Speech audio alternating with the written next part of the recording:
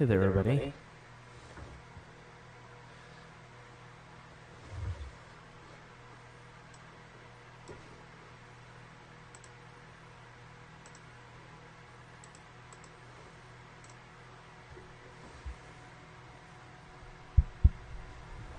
Okay, sorry about that.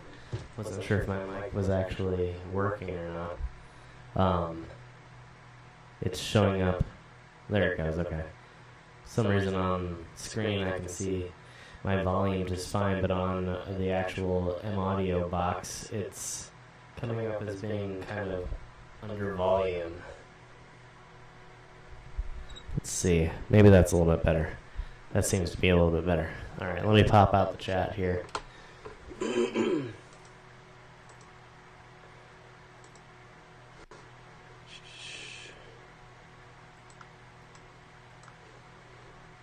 Alright.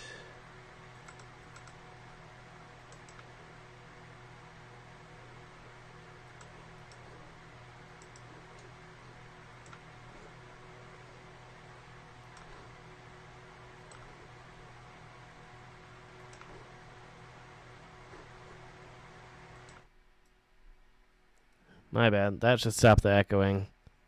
For some reason, when I switched scenes, it turned my iPhone microphone on, too. My bad.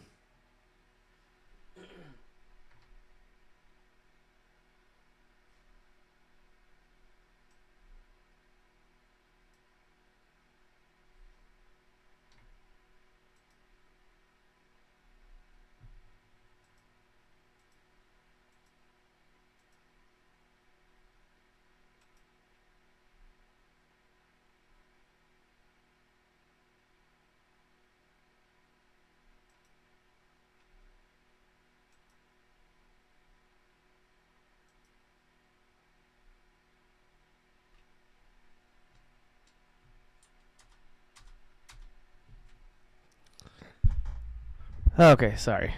Just getting everything zoomed in to the specs that I like. So it makes it a little bit easier for me to view the screen from this distance. I do need to adjust one little thing, though, so I can see the chat. There we go. That should be a little bit better. So welcome everybody to the live stream. Thanks for joining me here tonight. We are just doing a little bit of a hangout, testing the new settings, testing some of the new lighting here and the new look to the command center. And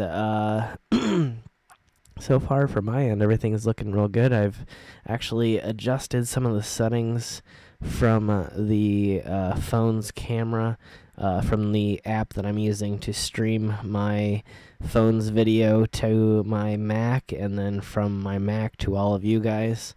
And so, my tablet is yelling at me now. But yeah, so I'm hoping that everything's looking a lot better. I've kind of maxed out my settings for my phone, so it's kind of sending as much quality to my computer as possible. So hopefully that's kind of solved some of those issues from last time, so that we can have the little bit upped quality, if you will, of the iPhone as compared to the webcam. Was the weather good for my indie drive? Yeah, it was actually really good. I mean, the trip went really well. Had really great weather. Well, I wouldn't say great weather, but it was really good weather for filming. It was kind of partly cloudy the entire time that I was out there, and so it kind of worked out really well. The weather was a little bit warmer. It was kind of in the mid upper 50s to mid 60s for the entire time that I was there, so it was really nice. But yeah, so I'll be having a bunch more of those episodes coming out here. Got a lot of really great content while I was there.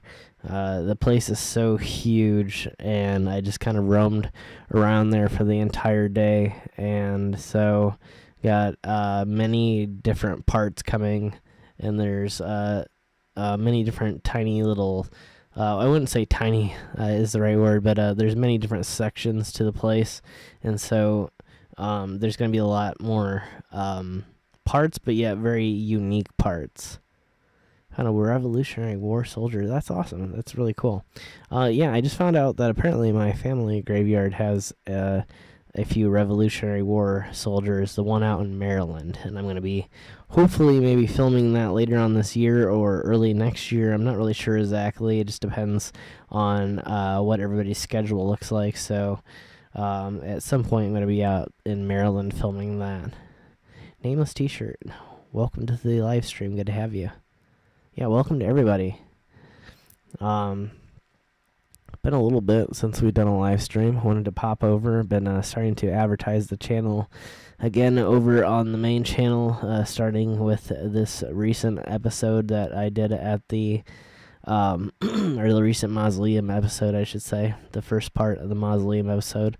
The next part will be coming out next weekend, next Saturday, along with another episode that I did in well,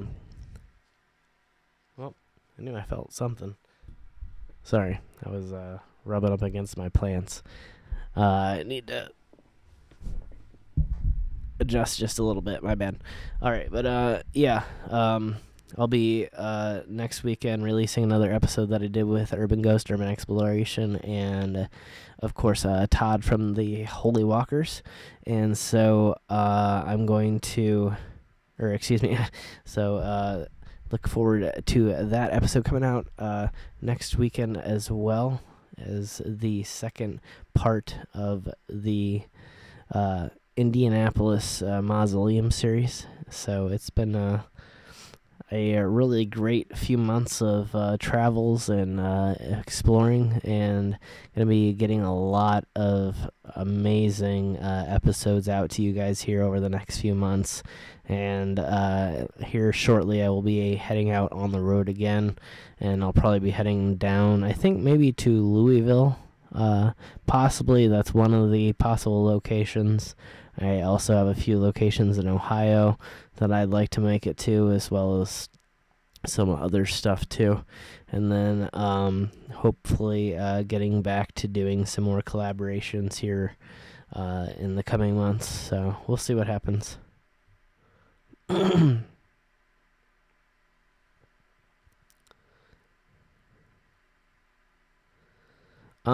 it the largest cemetery? I'm not 100% sure. Yeah, I would assume so. It was incredibly large. There had to be probably, I would say from the size of it, maybe at least 50,000 graves, something like that. Yeah, you'll kind of get a good sense, if you haven't already looked up the location, over the coming next few episodes. It should give you a sense of how large the place is. It spans across multiple roads, and actually has its own tunnel that goes underneath one of the roads.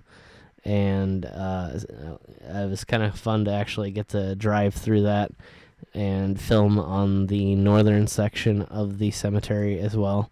And I mean, just found an incredible amount of things there that were just so fascinating. So many really cool memorials, mausoleums. I mean, you'll see as I mean, the episodes just they don't slow down at all. Everything's just different and more fascinating, and it's really cool. And it even had a really old pioneer graveyard that was at one of the far ends of the cemetery, and so I got to actually include that as its own separate episode, because it was built long before this cemetery existed, and so it was kind of cool to see that it still existed there and had some really unique surprises in it as well. Yeah, Indy's a very large place, and for some interesting reasons too. It's a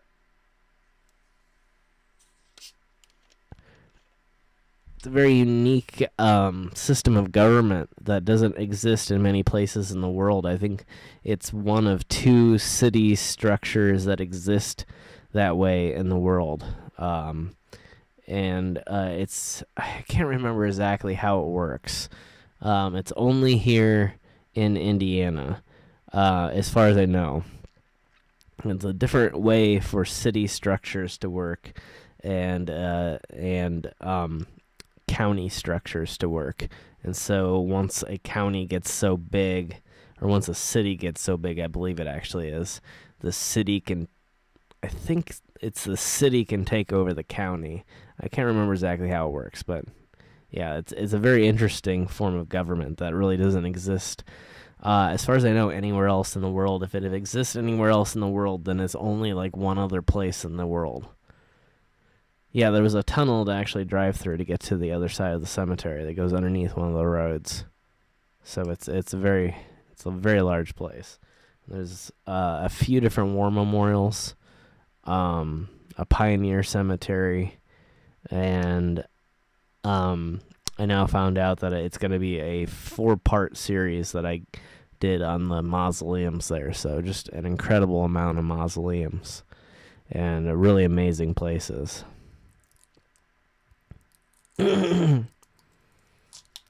Was the building really haunted? I did with Urban Ghost, Urban Exploration, and the Holy Walkers. I don't really do ghost hunting on my channel, so I will leave that up to them to determine. That's not really my whole thing. They are definitely more well versed in the art of ghost hunting, so I'll kind of leave that up to them to make that determination. But no, the people wondering if it's like fake or whatnot, absolutely not. I didn't witness any faking of anything while I was filming with the guys. They legit hear these things and experience these things, and while I didn't always hear the same thing that they heard, I'm not going to judge one way or the other exactly what their experience was, so I'll leave that up to them to determine, as they are the ghost hunting channels. So yeah, I would direct that question to them. Am I going to Cave Hill in Louisville? That is a possibility. Sorry, I realize I'm leaning away from the microphone. Yeah, I'm not really sure, but that is a definite possibility. So I will try and visit that if it works into the schedule. I've got actually a decent amount of places down there that I have marked out.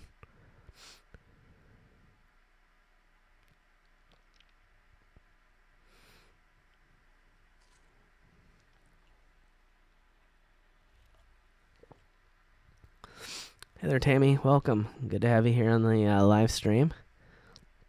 Yeah, I'm hoping the lighting looks better too. I actually have the additional black light spotlight on behind me right now, and so from my perspective, it actually looks a lot brighter on the back end, and so I've been really happy with that. I hope my volume is okay for all of you guys. Let me know if it's not. I know recently there's been some volume problem where it makes me sound really weird if I like back away from the mic at all.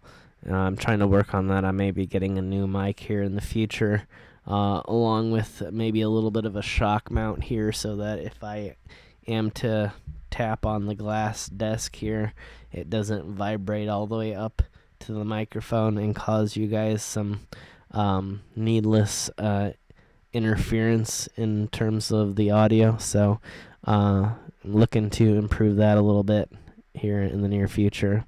Thank you, Tammy. I appreciate that. Yeah, I've been working on the skull. The skull is almost done with the painting.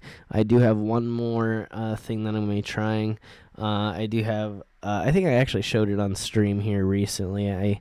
I have some like super strength, like glow in the dark paint, and I'm going to try and do a layer of that over the top of the silver sections, which are going to be the crossbones below the skull, and then the skull itself minus obviously the teeth and the eye patch, which are both gold.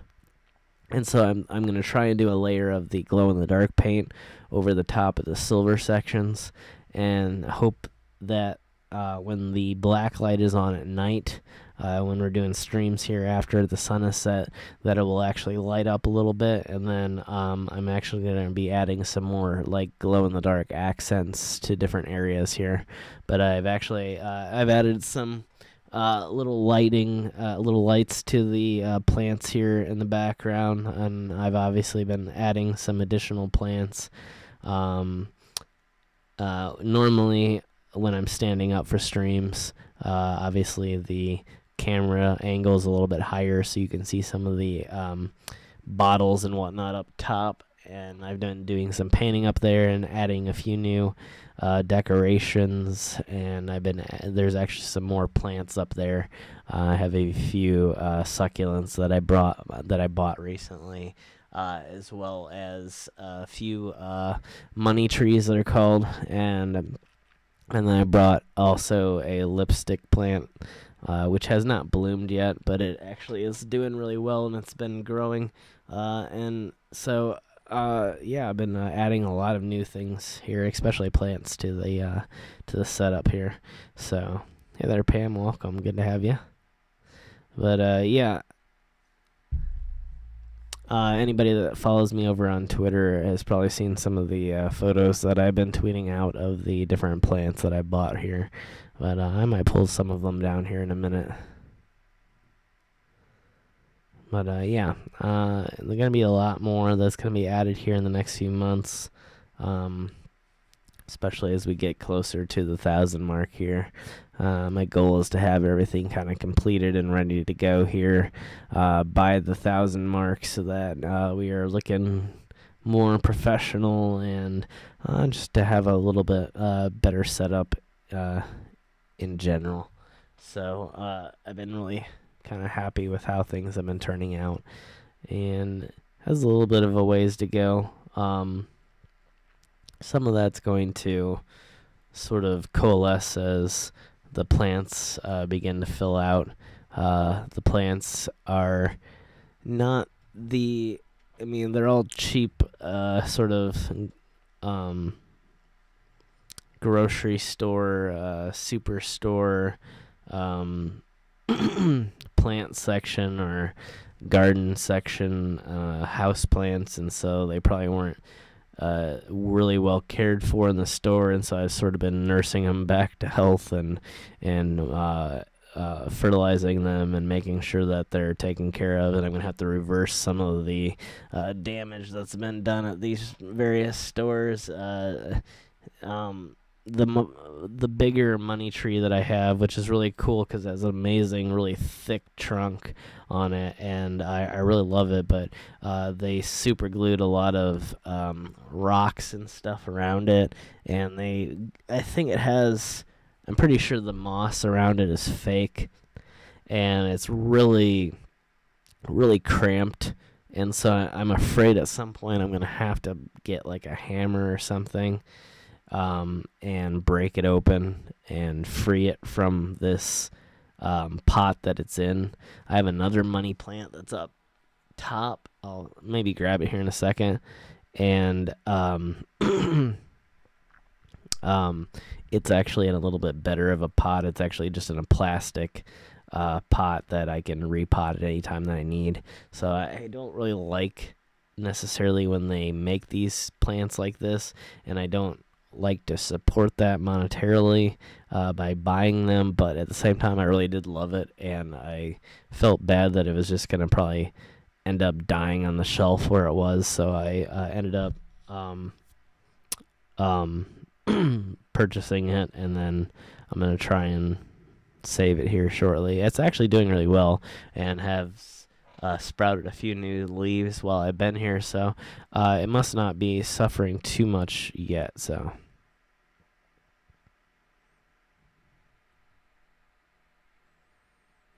Oh no, Debbie. Well, I'm glad that you didn't get too hurt and didn't smash your phone. That would be a really bad day. Yeah. I've had some bad luck with smashing phones. My first Galaxy, I think it was the. I can't remember which Galaxy Note it was, but it was the famous one. If you remember, I think it was at the Emmys or something. That Ellen did a famous selfie with it with a bunch of different celebrities or whatever, and I had that, and I really loved that phone. It was like the coolest phone I'd ever had, and I dropped it so many times from so far, so many feet, and it like several times I dropped it on cement, and it survived every single time. And one time I was in my car, the Focus, the blue Focus that you see on the videos, and I dropped it literally about 8 inches onto a fairly flexible plastic piece on the side of my seat, and that's when it actually cracked and shattered the entire screen. It still works to this day just fine. It's actually just the screen protector that shattered, not the actual screen itself. And so it still functions just fine. The touch screen functions still work fine, and everything's functional on the phone. But it just looks horrible, and it's like $120 to get it professionally fixed. And it's I have the necessary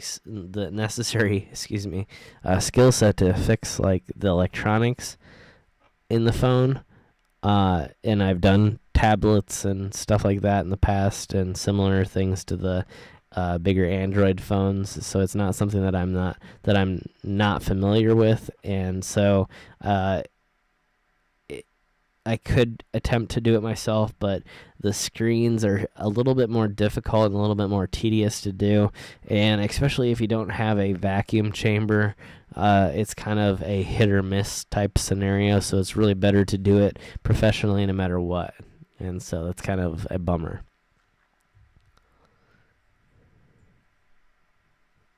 Yeah, in the same way, Melinda. Yeah, I kind of see things and fall in love with them, and then even if they're not the most healthy, I just end up picking them up and taking them with me.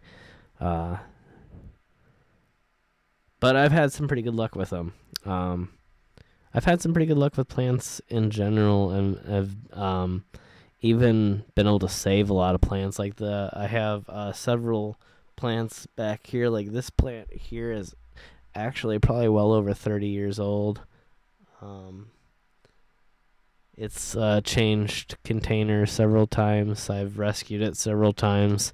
It's had some issues where I don't know what happened with the soil, but the soil kind of got poisoned, and the plant began to die. And so instead of accepting defeat, I made about 5 or 6 different cuttings of the same plant and put them all into water. And so this one plant kind of became 4 different sections of plants, and have survived for the last about 5 years, purely living in water. And before that, lived in soil for about 25 years or so. So it's actually survived quite a long time, and is incredibly healthy right now. I actually might end up potting it again here in the spring, and trying to give it a go again with dirt. But it actually really likes the water, and I kind of just occasionally give it plant food that's designed for its type of plant species, and I've had really good luck with it. So, it's obviously got strong genes. It's survived, like I said, for an incredible amount of time, and have been incredibly happy that it's survived as long as it has and has continued to grow. And actually, this long vine here, which is almost, I want to say almost a foot and a half long now, has propagated out of the cuttings that I made over the past few years from that plant. And so it's actually added, I mean, that was probably originally maybe about 5 or 6 inches long. So it's easily over doubled in size over the past few years just by living in water and being occasionally fed plant food. So it's done really well. So, yeah. But, yeah, that's the lowdown on the plants. Well, thank you, Melinda. It just takes some practice. If you get used to it, you eventually get the hang of it. Hey there, Rush. What's up? Good to have you here. Is that Matthias or Matthias? Am I a feminist? Absolutely. Definitely consider all women to be my equal and capable of doing anything that I'm capable of. So yeah, absolutely. I'd be proud to call myself a feminist. For sure.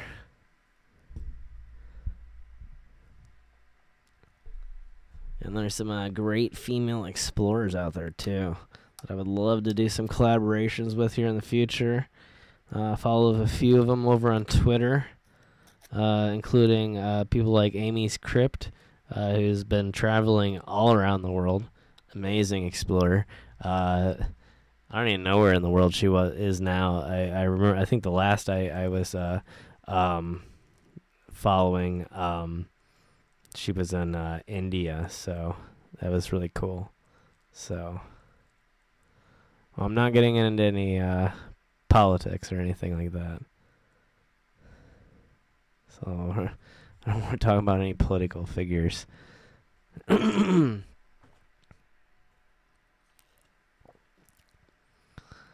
But, yeah.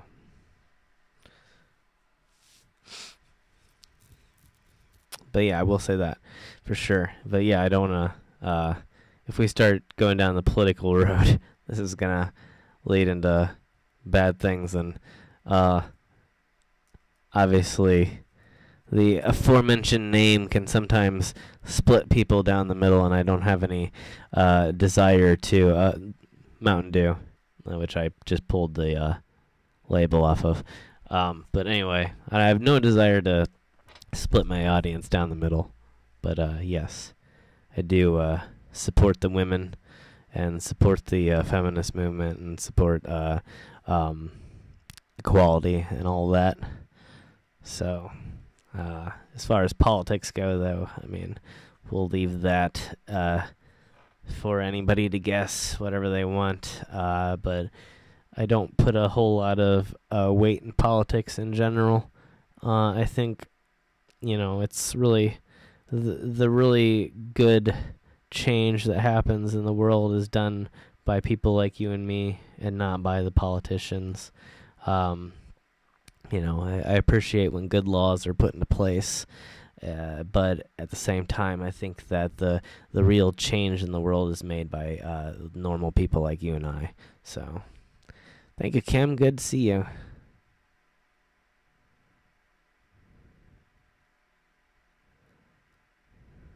Hey there, Kate. How are my feet doing after I've been so busy? They've been a little bit sore over the past few days, but I've been hanging in there. Can I hit the dab? That can mean a lot of things. I mean, like the dab.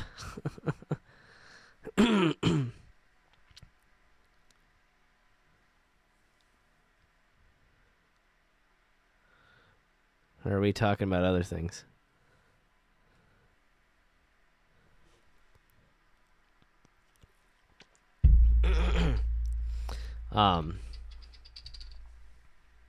But yeah, I did a lot of walking The location that I filmed that you saw the first part of on Saturday, I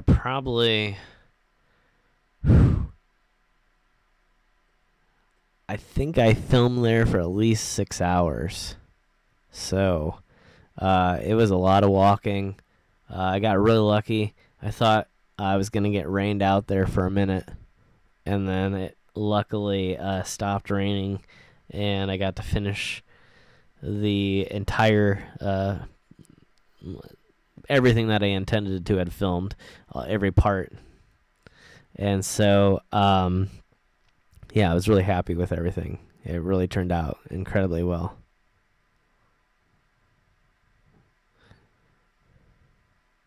Did I find yeah, I did find the grave site that I was looking for, and that episode will be coming out here within the next few weeks, for sure. We've got a few. I'm sort of releasing the last few Urban Ghost Urban Exploration and Holy Walker collaborations here over the next few weeks, and then as well as mixing in some of these episodes. So here over the next few weeks, they'll be, that episode will be coming out. So for sure. But yeah, I did find it, as well as many other famous grave sites, as well as I think. Actually, I don't want to say that without. Oh wait, no. I guess the only celebrity grave that I know of. I think a lot of the graves on those hills. Oh no. There was the famous poet, and then potentially I can't. I don't really 100% know because, like I said, I'm not familiar with the field. But potentially the famous tennis player, and then there's a bunch more celebrity graves that are in that graveyard, and those will be coming out here in the next few episodes. I'm not going to give them away quite yet, but some really crazy stuff. Do I have autism? No.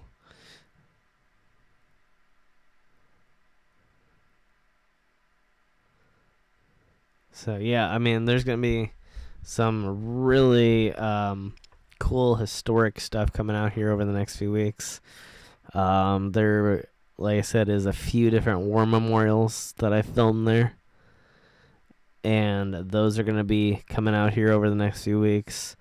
And I mean, just one of the biggest places and most epic locations that I've filmed in terms of the sheer size and the amount of things that were located there, and I really was incredibly happy with how it turned out. So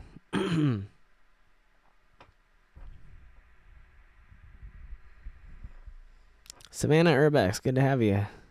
I'm doing well. Hope you are doing well too.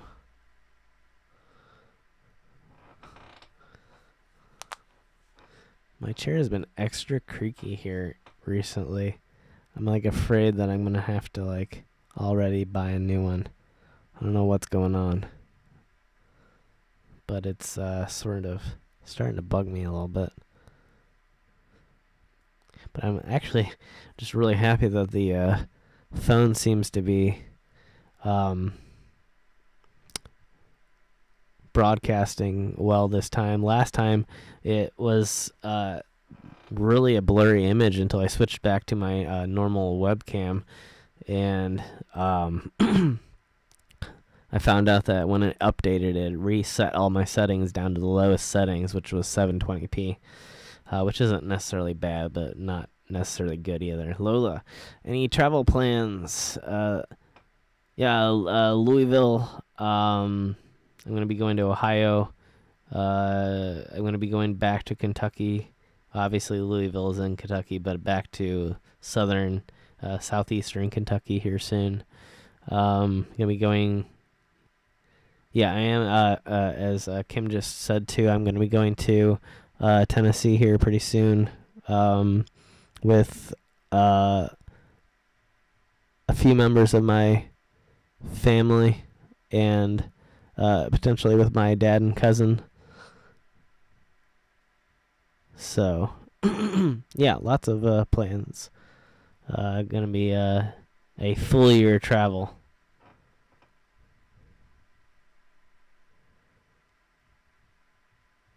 No, Matthias, I do not have autism.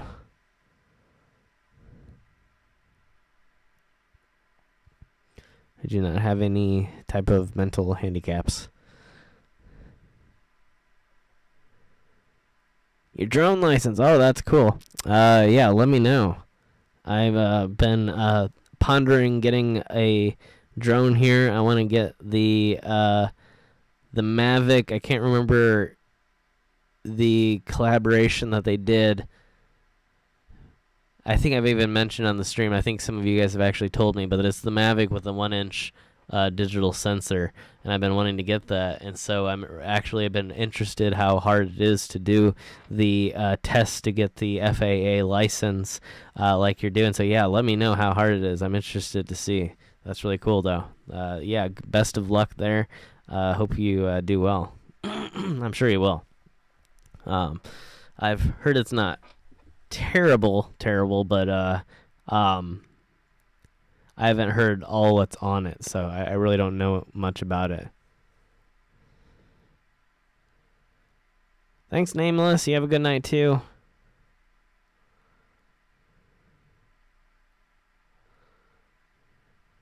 Yeah, thanks a lot. Yeah, lots of good stuff to come.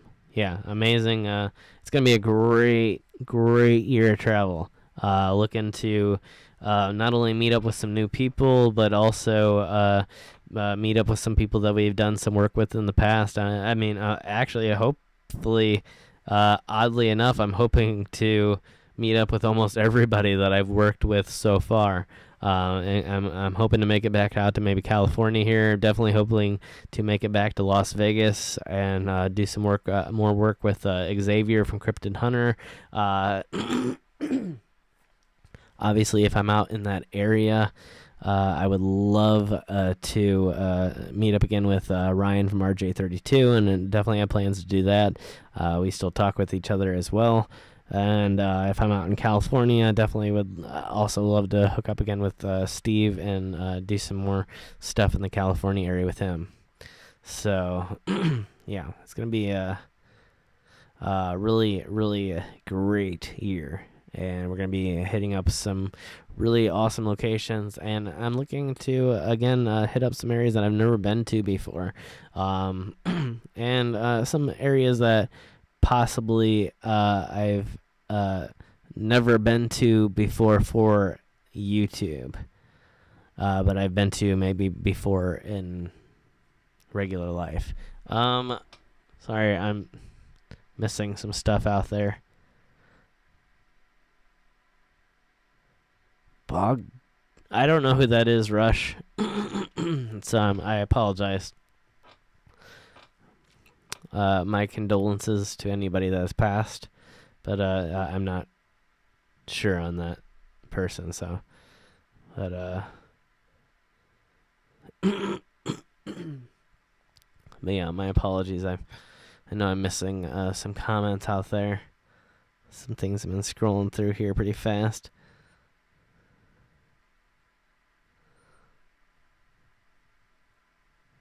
Yeah, I would love to make it to Cleveland.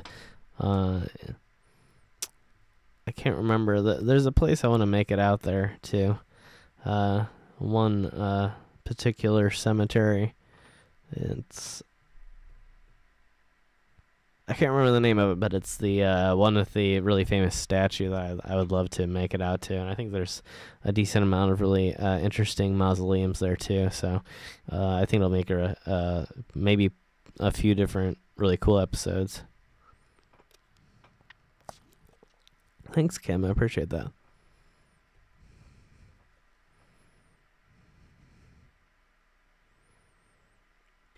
Yeah, absolutely. Yeah, I really, I mean, it's crazy being here on YouTube and the people that you get to connect with, and I've gotten to meet so many incredible people and now call them my friends. And yeah, it's been really awesome. And I mean, in a lot of ways, I almost I don't know. It's hard to put into words, but it's one of my favorite parts about YouTube is being able to connect with these different people out there and being able to make new friends and being able to meet people and obviously I had a unique situation down in Alabama and got to meet some fans. Obviously, a lot of those fans were Urban Ghost Urban Exploration fans, and a few of them were also fans of the 539 Productions channel, and so it was good to be able to meet some people that actually knew the channel, and good to also meet some people that were just learning about the channel as well. So it was a really neat thing to do. So, but yeah, I've been able to make a lot of great friends, and it's been one of the best parts of this whole entire experience. But obviously, you guys are a big part of that as well, though.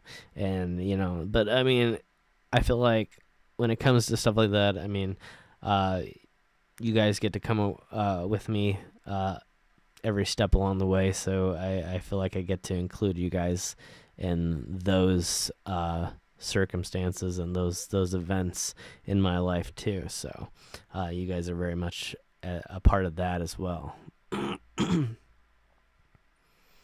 Hey there, Diane.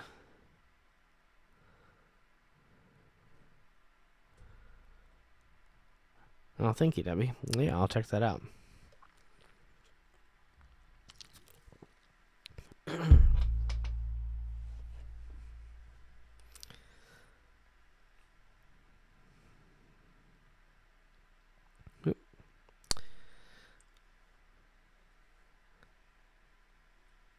So yeah, it is going to be an incredibly exciting year, an exciting few months, and I mean, so many things. Yeah, I can't.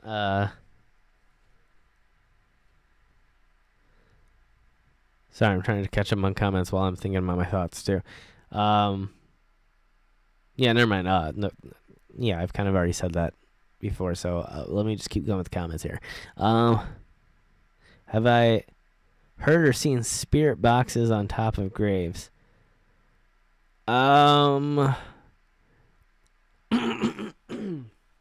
Excuse me. I've heard spirit boxes before. I've never used a spirit box in a cemetery, if that's what you're referring to. We did use spirit boxes while we were in Alabama. Well, I should say the guys at UGUE and Holy Walkers used. Sorry, I'm holding that up right in front of my face. Used the spirit boxes while they were there. I've never personally used one, but it was incredibly creepy.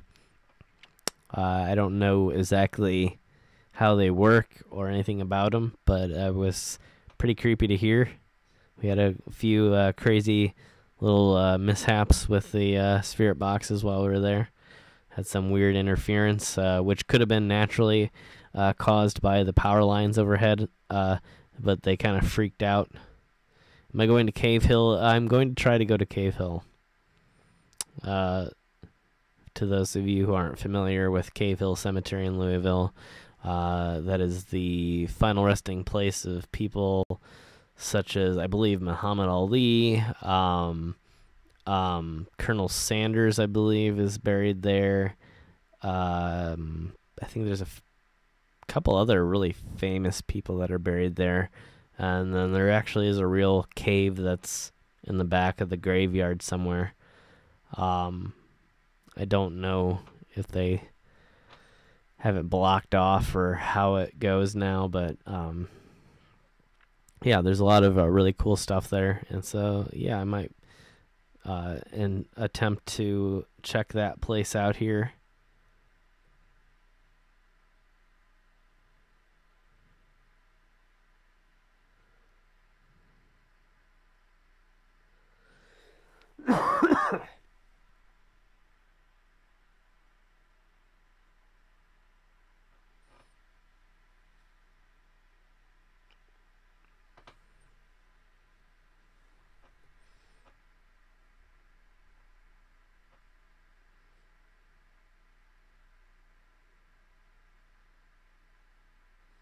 Thank you, Lloyd. I appreciate that.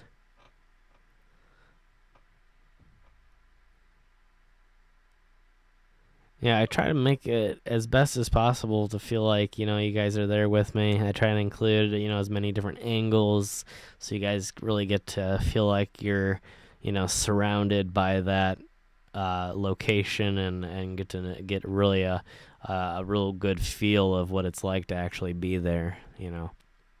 And again, I'm trying to put as much effort into these live streams as well, too. So, yeah, I really appreciate that. Hey there, Gracie. Good to have you. Oh, awesome. Yeah, definitely love the bonfires, and beach bonfires gotta be the best, so that's cool.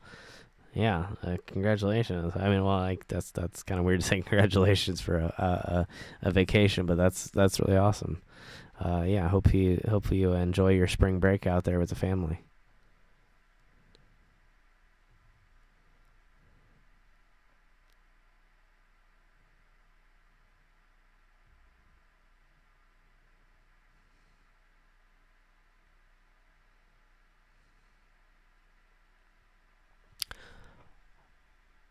Oh, I will have to look that up, Kim. I don't.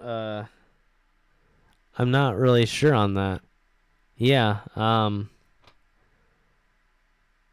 not familiar with Rhett either. I'll have to check that out. That's interesting. Yeah, I've never encountered, excuse me, anything like that on top of a headstone or mausoleum or anything. That's really interesting. I'll have to check it out. So yeah.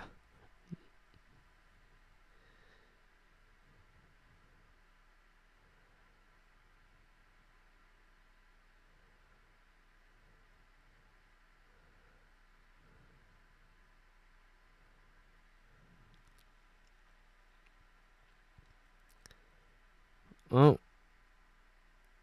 I'll tell you what. I'm gonna have to. It's not. It's saying the photos private, Debbie.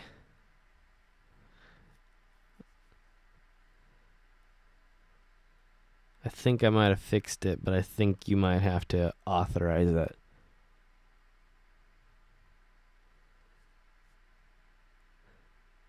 But yeah, I did see the message though. Work hard, play hard. Yeah, absolutely. I 100% agree. Yeah, I feel like also you should find a career or a job or something to do where you feel like you know like the effort you're putting in isn't or excuse me, the effort you're putting in is I guess what you're getting out of it is much more than you're putting in. If you can find something where you don't feel like you're working, then no matter how hard you work, you're never working a day in your life. And that's kind of a ripoff of a quote for somebody else. So I don't think that I'm like taking credit for that, but like, yeah, I think that's a great philosophy to live by. To try to find something to do that you never feel like you're working. Good night, Emmy. You have a good night. Thanks for joining us.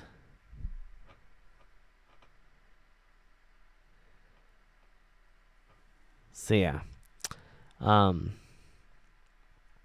it's definitely my philosophy. It's one of the reasons I do what I do. It's one of the reasons that I produce these videos, and yeah, I mean, definitely inspired me to make some major changes in my life years ago, and to pursue a life that wasn't necessarily going to lead to the highest amount of money, but was going to lead to the highest amount of satisfaction and happiness. And I've been a lot more satisfied ever since. And so if you can find somewhere to exist in life especially in your career where what you're doing doesn't necessarily feel like work and feels more like a passion, then that's definitely the place to aim yourself. Even if you're taking a small hit in income, a lot of times it can be, well worth it, because, I don't feel like anybody in a lot of ways feels like they want to how am I gonna say it without sounding like really bad? I don't know, I just feel like nobody wants to be in a position that they hate for their entire life before they retire, and so even if being happier means potentially making a little bit less money, it may be well worth it in the end to take a position that you just truly enjoy what you're doing, and not necessarily the position that pays the highest amount of money,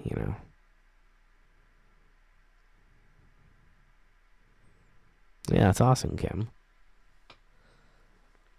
Yeah, it's a fulfilling career to work with kids and to be able to help them to grow and achieve their own dreams. And yeah, so definitely a career choice that would be very satisfying and very fulfilling.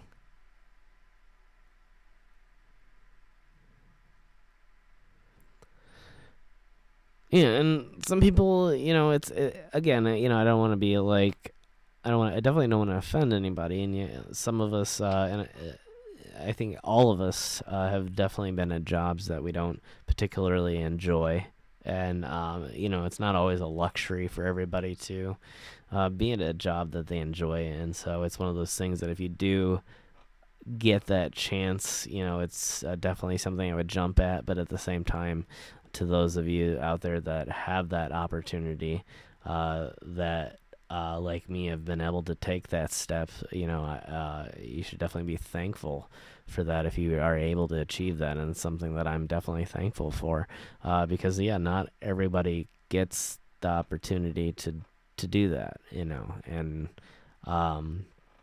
so it's definitely cause to be extra thankful at the end of the day, and hopefully by potentially being successful at what I'm doing, maybe in the future I can make somebody's dreams come true too, and help them to do exactly what they want to do, and so I hope that by continuing to work towards my own goals and my own dreams, I can help some other people on the way to achieve theirs too. So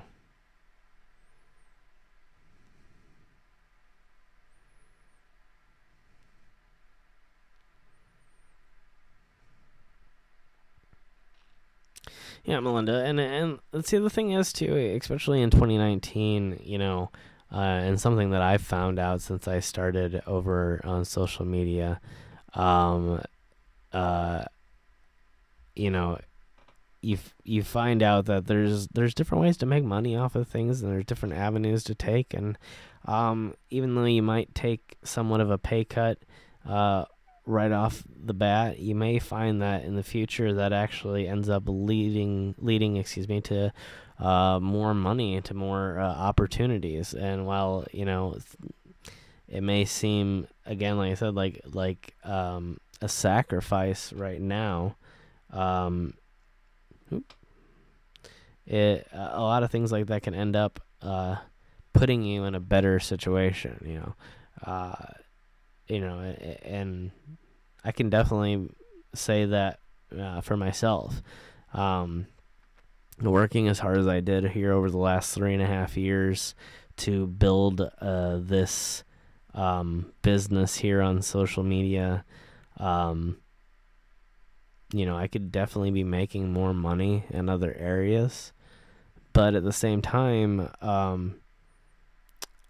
there's a lot of opportunities that I have now that I never would have had before, to where it may end up leading to bigger and better things in the future. And so it's while while it may look like a cut right now, it may not always be so. You know, you never know what positions can sort of be created out of the woodwork when you take opportunities which may first end up in a pay cut. Hey there, Roy. Good to see you.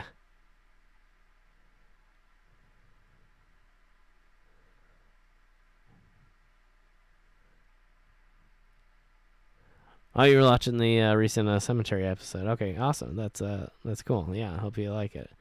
It was a really cool place.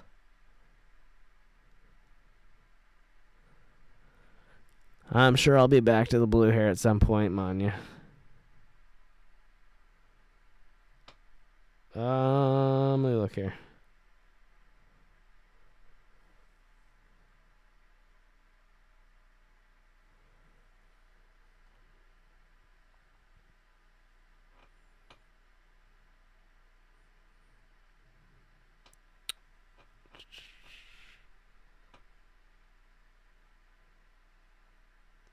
Oh yeah, I can see that now. That's cool.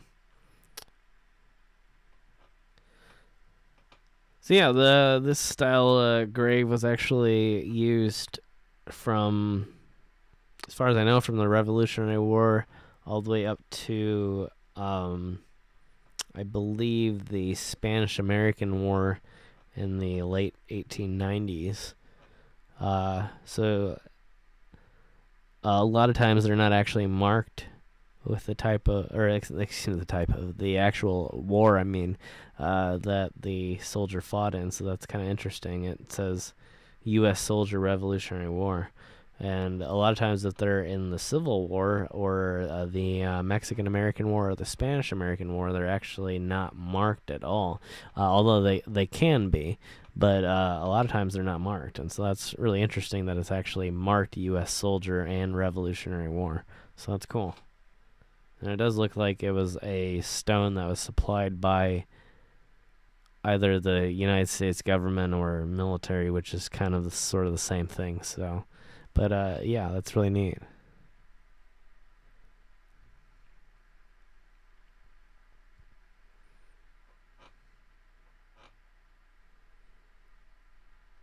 But yeah, for some reason it wasn't letting me see it at first. But yeah, now it seems to be doing just fine.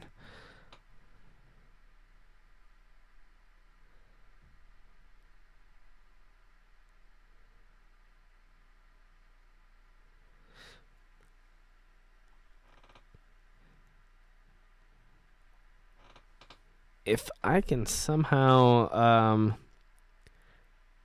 I'll have to figure out how to pull it off of. Let's say Instagram kind of protects the photo, so I don't know how to necessarily stream it.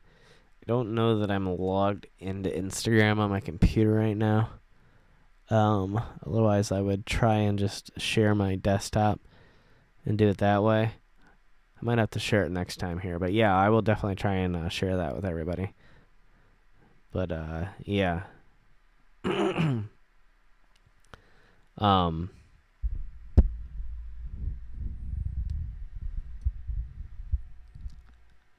I don't know if my camera would just pick it up, and I don't want to like give away like all your information here. Trying to think if there's a good way for me to do this. Let's see if I can screenshot it.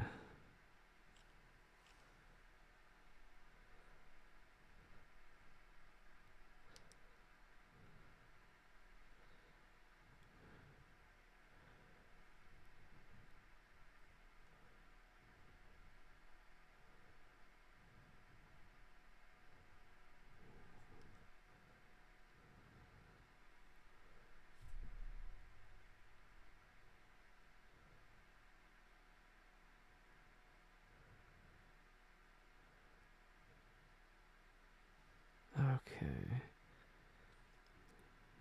I might be able to do this. This is going to be pretty crazy if this works. Okay. Oops.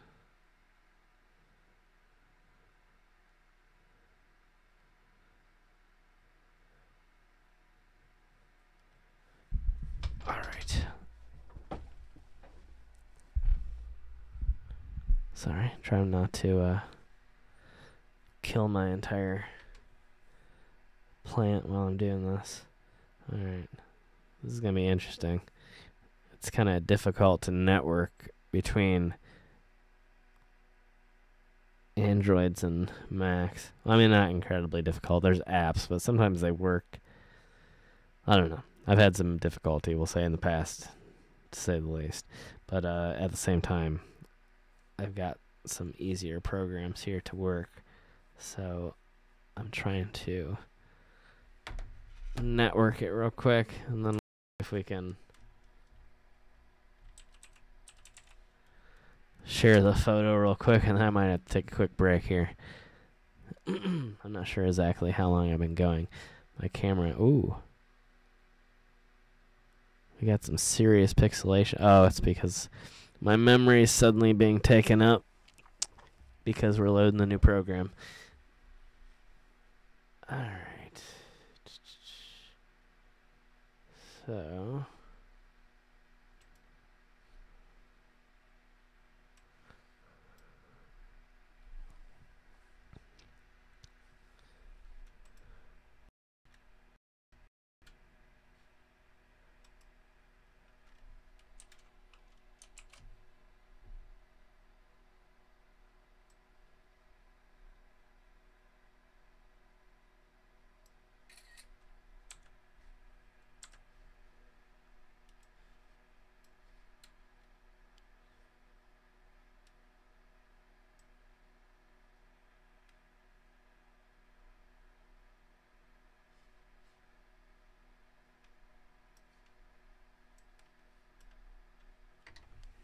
Alright, there it is.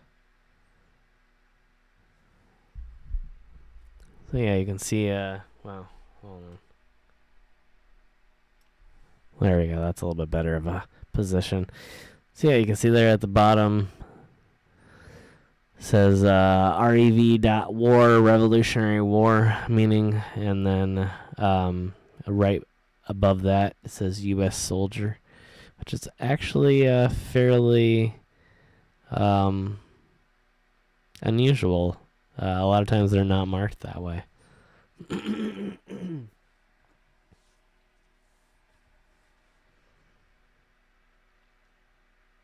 Well, yeah, that was very tragic what happened in New Zealand. So yeah, my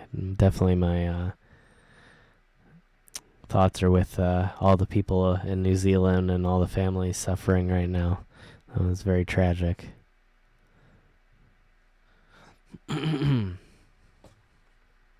Yeah.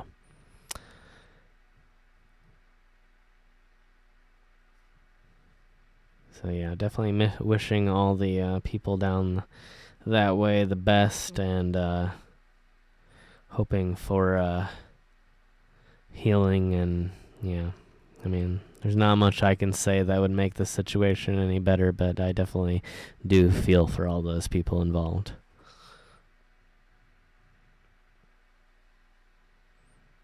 Yeah, a lot of the military supplied headstones don't contain a lot of information. No problem. Yeah, I try to answer as many questions as possible. Thanks for asking. But yeah, a lot of the military supplied headstones don't contain a lot of information. A lot of them don't contain dates, dates of birth, dates of death. Some of them don't even contain the war that the soldier fought in. It's even unusual to see it say U.S. soldier. That's actually fairly uncommon. I don't know if during the Revolutionary War it would have been common, perhaps, but I know for any of the wars going forward from there, it is incredibly uncommon, at least in my area, to see any information about what war that they fought in, what a lot of times it will contain like a division, if they were infantry, if they were cavalry, anything like that you might see, but a lot of times it won't say the specific war even. And even that shape, which kind of looks like a police badge, that's what it reminds me of. You see the badge that the police wear, and that's used in Revolutionary War, War of 1812. It's used in Civil War. It's used in the Mexican-American War. It's used in the Spanish-American War. And so it's hard to distinguish between the different wars and exactly what it's, exactly what the veteran, what war the veteran fought in, excuse me.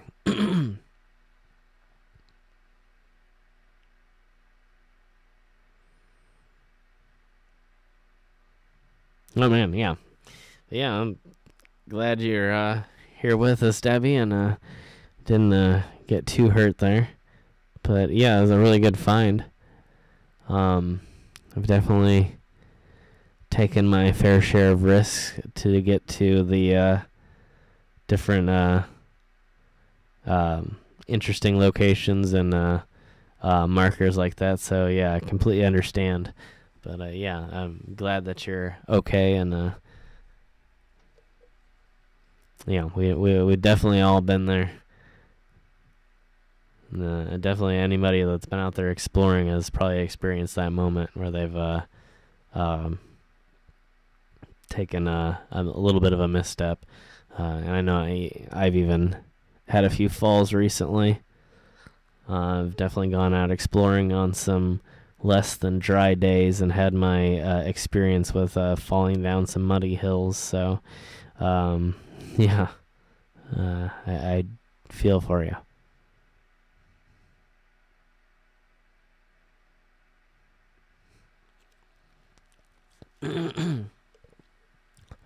Boston recently marked the Tea Party.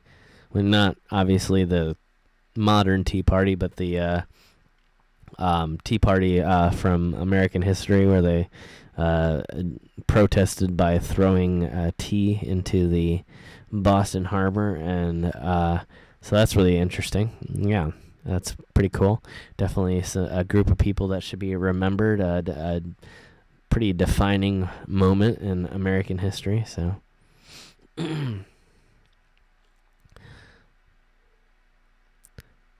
Got stuck in a window. That does not sound pleasant. On the recent episode that I released today with the Urban Ghost Urban Exploration, we kind of had some a little bit of a hang up in a window. Both me and Rob.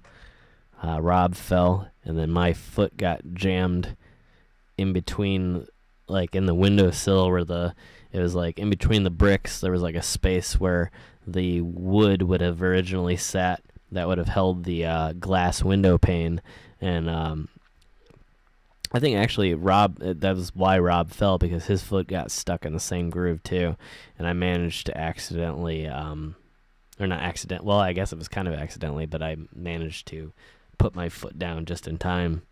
But mostly because I saw what happened to Rob. So many thanks to him to taking the fall before me and then warning me. But unfortunately, well, he didn't get hurt, so I mean, that was good.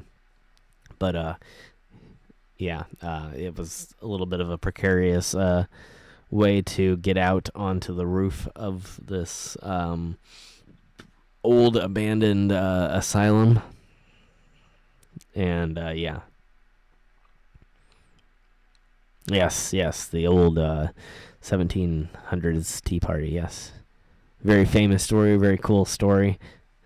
To anybody who is not a U.S. citizen that might be watching, definitely check out maybe some of that information. A very interesting type of protests that happened in the early American history, and a very cool story. Yeah, both Rob and Joe are a lot bigger than I am. Both of them well over 6 foot high. Very big guys, bodybuilders, and so very substantial. And so, yeah. When they fall hard. But luckily, Rob caught himself and was just fine. But yeah, everything turned out really well. But we had a few close calls. But that was an incredibly dangerous location in general. So, it was one of those situations where we were trying to be as careful as possible, but it was just one way or the other, it is one of those places that you just have to constantly be on the lookout for things. The staircases were incredibly precarious. A lot of them were covered in debris. It was almost like walking up a ramp instead of a staircase, and so it was one of those places I would suggest most people stay out of, honestly. Only because I've had so much experience in places like that in the past. I do feel comfortable doing that sort of exploration, but I would highly recommend against people trying it. Anything can happen. The ceilings can fall through at any time. It's just not a good idea. Yeah.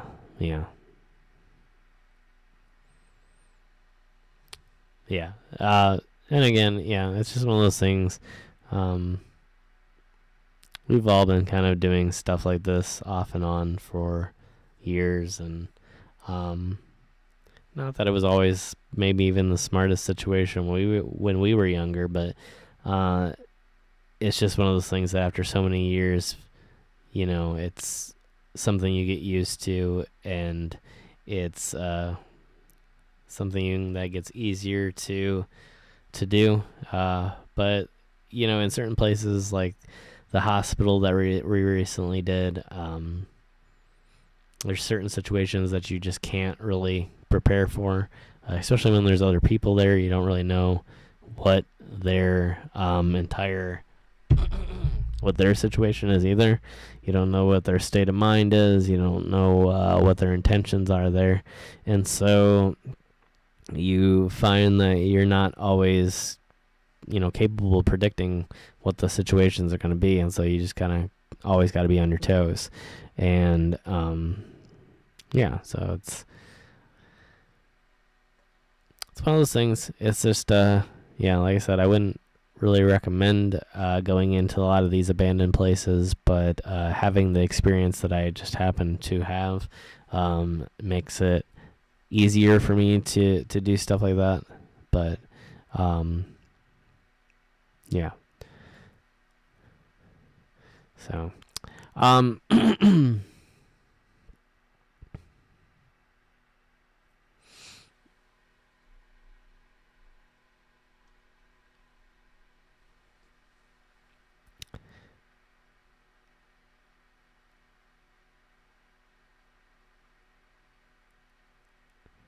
other people are definitely far scarier a lot of times than the ghost. And I think Urban Ghost, Urban Exploration have said that a couple different times on their channel. They're like, we really, a lot of times worry about the paranormal and worry about the things that we hear, but at the same time, the scariest situation that you can run into is the other people that might be there hiding. Might be there living, maybe. You never really know what you're going to run into. And again, it's not always even these other people's faults. Sometimes they just may be in a bad situation in life themselves. And so, again, it's not that you're judging these people that happen to be living there, but at the same time, it could be potentially dangerous to your own life. And so you got to always be, again, on your toes, ready to react, ready to leave at any possible point. And again, you gotta be willing to say no too. You have to be willing to sort of well, not sort of, you just gotta be willing to sometimes just up and leave. In some of these locations we got to a certain point where we're just like, you know what, we're done. This is it. We're not going to be here anymore because this is not healthy and this is going to turn out bad. So, yeah. always got to be careful with people. And yeah, especially when you're running into people who aren't exploring but they're in these places. um yeah, there's not a lot of good reason to be in places like that. And one of them is you need shelter, and the other one is you're curious about what's in there and why it was abandoned, and anything else can be potentially dangerous, right? And so you know, you have to look out. But again, it's not necessarily judgmental, because you know, again, the people may be dealing with their own illnesses, other mental or otherwise, and so they may not know what they're doing. And so yeah, it's definitely interesting, you know. But it is something a lot of people don't realize. A lot of people that are new to the channels don't realize that, you know, long before I started doing the graveyards and the cemetery explorations and the historic places, I did start off with the abandoned places, and it was something that we've been doing on the channel for a long time, and then sort of took a long pause for certain reasons, and yeah, now we've been kind of getting back to it a little bit, although it's not supposed to be the main focus of the channel. The channel is not really going to change a whole lot. I'm still going to be doing a lot of explorations with the mausoleums and the graveyards and the historic places and things like that, but it's just always been sort of a mix of everything. So Urbex Dane, yes, I know Urbex Dane. Yeah, we talk occasionally. We had discussed doing a collaboration a while back, but it didn't end up working out. But yeah, we do talk occasionally, and yeah, you never know. Maybe in the future we might do a collaboration. But yeah, we had talked about it about, I would say about a year and a half ago. We had thrown around a few ideas, and it didn't end up working out. But yeah, good guy. I think he lives out on the East Coast. I believe he does a lot of exploration in Ohio, but I believe he's actually from New Jersey. So I hope that he doesn't mind me saying that. I don't think he makes it a huge secret. Do I take protection along when I explore? I don't take any sort of firearms or anything like that, but I do have, like, I always have my large flashlight with me, which is made out of aircraft grade aluminum. So like, if anybody were to like run up on me, I think it would be pretty adequate in terms of a self-defensive weapon, I guess. Although I have not run into any situations that I've ever had to use anything. I've come upon, excuse me, a few situations where, especially recently, as you've seen, that we've been in some places where we were either 100% positive or really positive that there were people in the buildings with us, and so there was some anxiety around that, but most of the time nothing happens, and most of the time people aren't going to mess with you, and I would say most people are just sort of trying to survive whatever their situation might be, but occasionally you do run into people that may cause some sort of danger, and it is good to have some sort of way to protect yourself. But I don't personally carry any type of firearm or anything like that with me, and although I'm not unfamiliar with them, I've definitely had, being from the Midwest especially, it's a pretty normal thing to have experience with them, and so, you know, I've definitely been to ranges, and I've done skeet shooting and things like that, and so, you know, I've had my experience, but as far as carrying, I don't carry anything. So, but I feel like at this point, for the most part. At the very least, having that large, like I said, aircraft grade aluminum flashlight that's pretty heavy and substantial, having that with me is at least something. Rolled up $5 bills.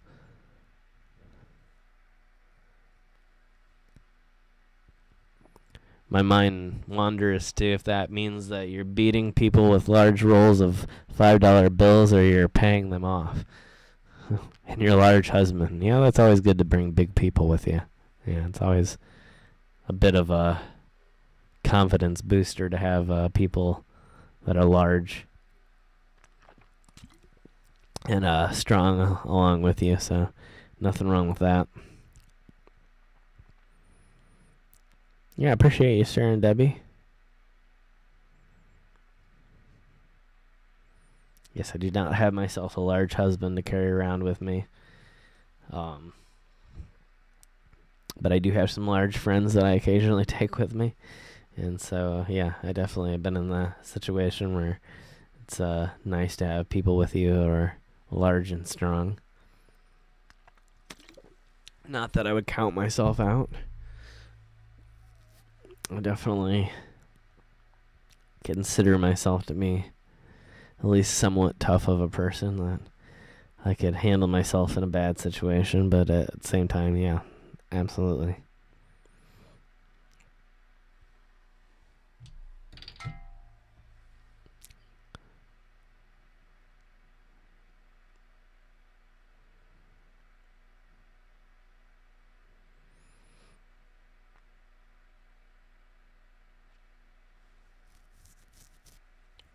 Yeah, absolutely, Savannah. Yeah.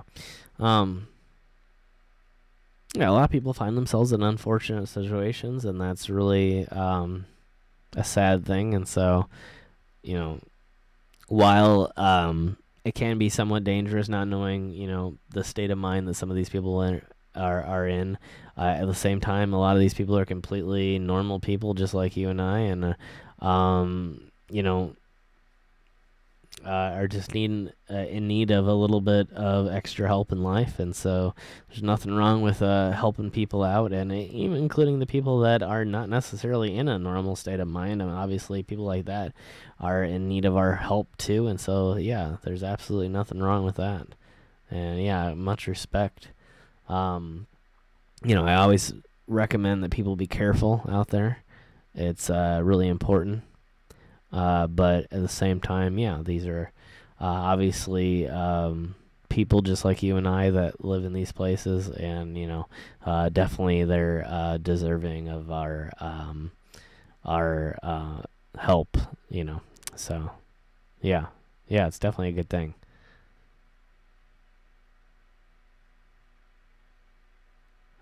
Yeah, there you go, Debbie. Yeah, I can start employing my own security detail to go along with me for the missions, if you will. That'd be kind of interesting. So yeah, sorry, I'm gonna take this photo off the screen now. I do appreciate you sharing that with us here, Debbie. And oops, let's see here. There we go. All right, we'll go back to the normal view.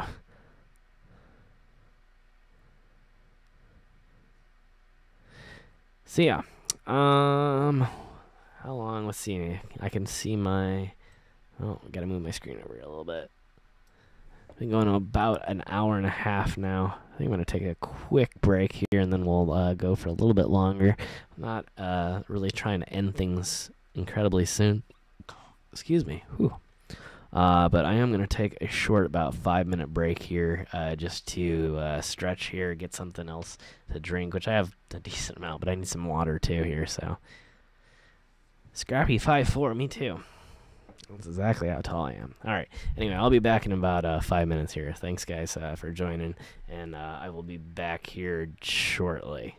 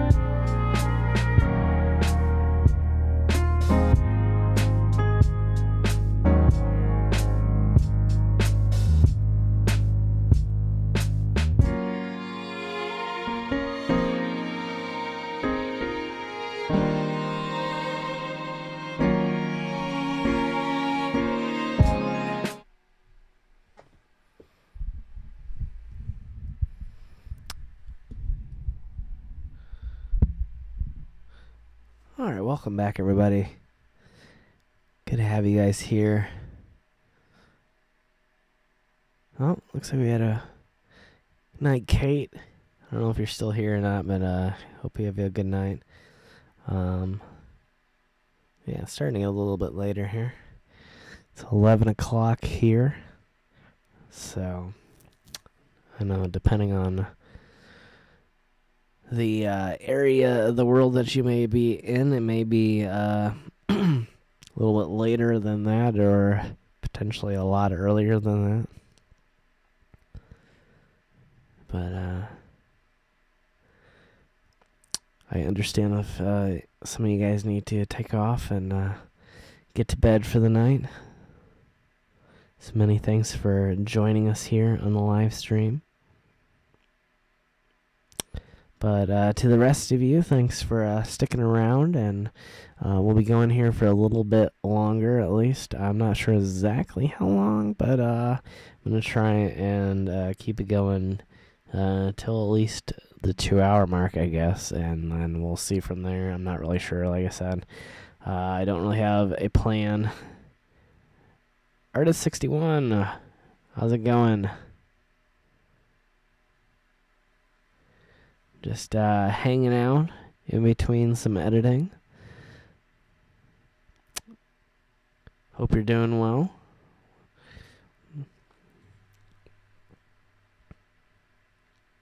So yeah, we'll have part 2 of the Mausoleum series that will be up next week over on the 539 Productions channel. And then I'm not sure exactly the order that's going to go in after that. Like I've said before, and I'll say again to anybody that's just joining us, it looks like it's going to be a 4-part series for just the Mausoleum part. And then there was, let's see, 3 other areas, so a total of 7 episodes. So I'm doing well, thank you. Had a lot of great filming done recently, so I've been very happy with that. And yeah, been very pleasantly pleased.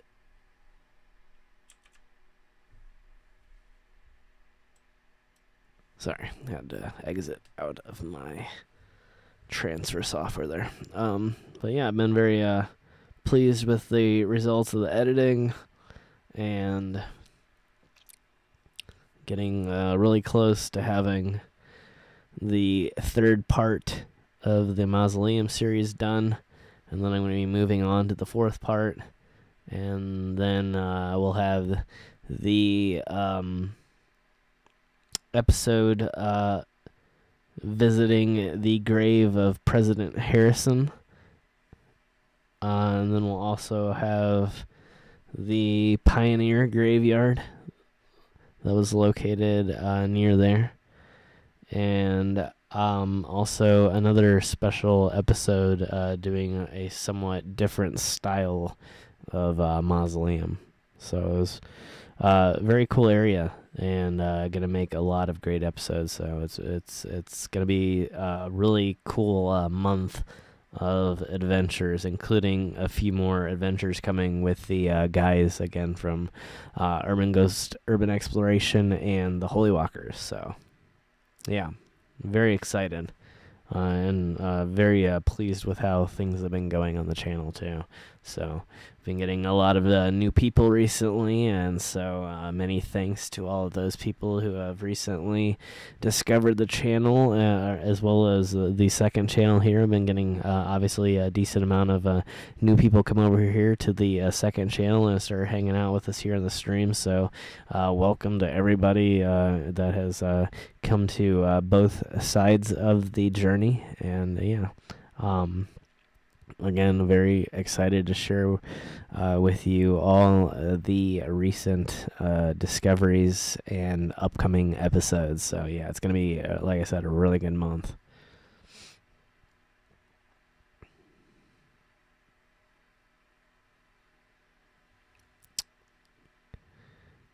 I watched some of my adventures from last year today. Okay, awesome. That's cool. Yeah, I had a lot of cool adventures last year. Obviously, went to Idaho, went to California, went to Nevada.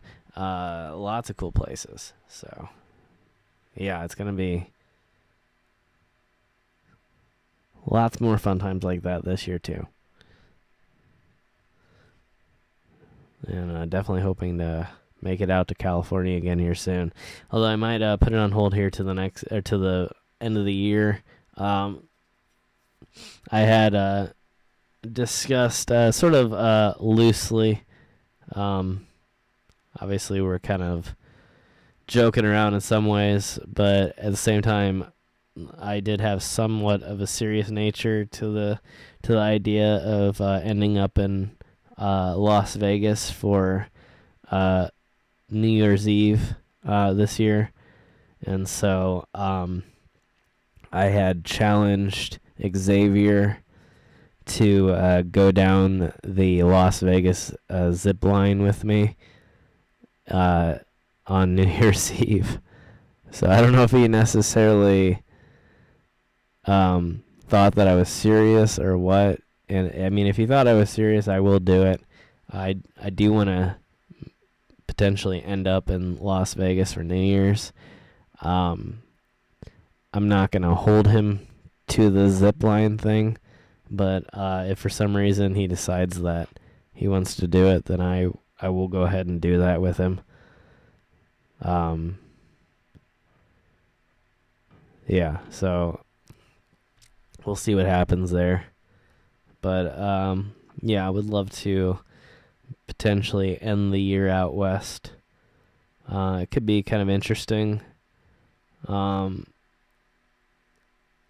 Depending on family obligations, it's an interesting year in general.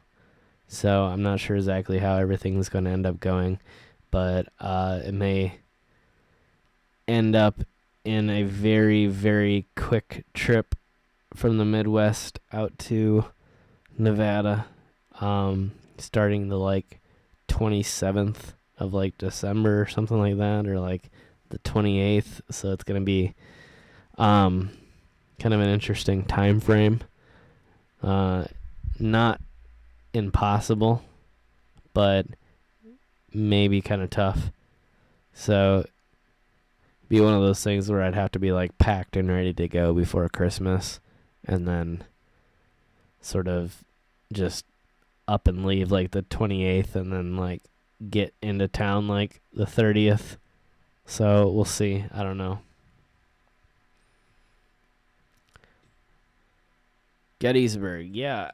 I've been to Gettysburg. I've never filmed it for the channel, but I would love to go to Gettysburg. I would love to do some exploration there and film a few episodes there. So yeah, that's definitely a possibility. I don't know in terms of time frame on when I would do it. I've got a lot of things planned for this year.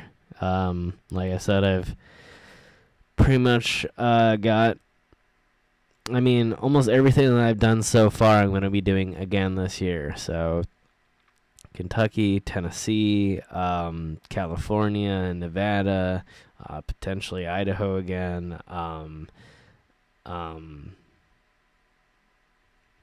What did I not say? Did I say Tennessee? Anyway, yeah, pretty much every place that you've seen me do, not location, but every state that you've seen me do on 539 Productions, I'm planning to hit again this year, plus some new ones. So, it's going to be a lot of places. So, I don't really know exactly what I'm going to get to, but, yeah, I will be making it out east, though, so it's definitely a potential. I will be making it out to the Maryland area, so you never know. I don't know.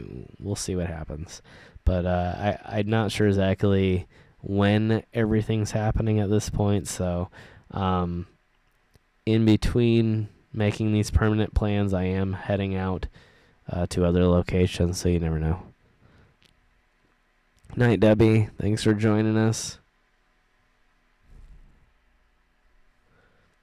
yeah, hopefully we'll see you here in the next live stream, which won't be as far away this time.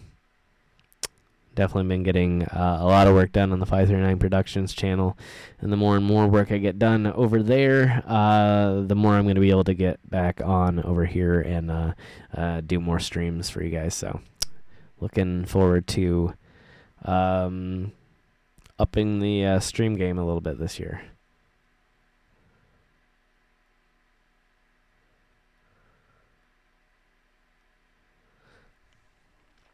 So yeah, that's the story there. Yeah, I'm trying to think if there was anything else that I need to update you guys on. I think I've already told everybody about the upcoming travels. Gonna be doing, like I said, some Kentucky, Ohio,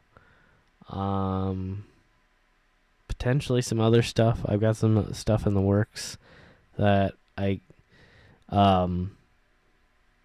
can't say anything about yet. I want to make sure when and where certain things are happening. But yeah, got lots of plans in place. So it's gonna be a incredibly busy year, but I think it'll be a lot of fun. And then it might be too early to get into the 2020 plans, but needless to say, 2020 should be way crazier than this year, and this year is going to be a lot of travel. Obviously, I've already been to Alabama, just went to Indy, going to be going to Kentucky and Tennessee here shortly, and then, like I said, going back out west. So, I mean, there's going to be a lot happening this year, but it should be really kind of just a small lead up to what next year is going to be. I've done some filming in Michigan. I will be making it back there. But yeah, I've been to Michigan several times for the channel. One of the Mausoleum episodes recently was filmed in Michigan. But yeah, I'll be there again. I don't know exactly when, but I'm sure I'll be there again shortly. Thank you, Kim. Yeah, I'm really looking forward to it as well. As I always tell all of you guys, I always enjoy being on the road. It's a lot of fun for me. I've always been one of those people that have been kind of comfortable staying in hotels and being on the road. And I kind of, in a lot of ways, feel at home on the road. And so, yeah, I like traveling. So I'm, looking forward to getting back out there and, again, like I said, heading to some places that I haven't been, to some places that I haven't been for the channel, but have been, been there before in my lifetime. I've done some traveling there before. And so, yeah, it's gonna be a great year.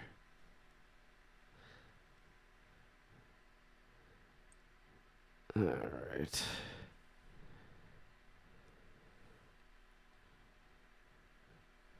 Sorry, just checking the socials here just for a minute. Make sure there's nothing that I missed.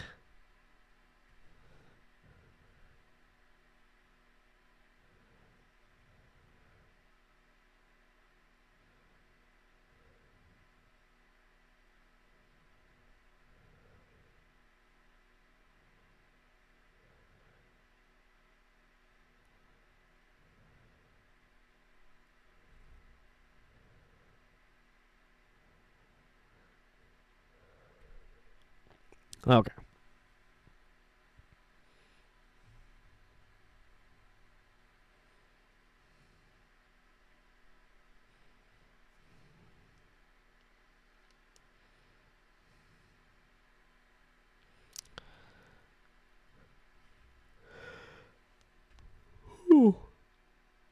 Excuse me.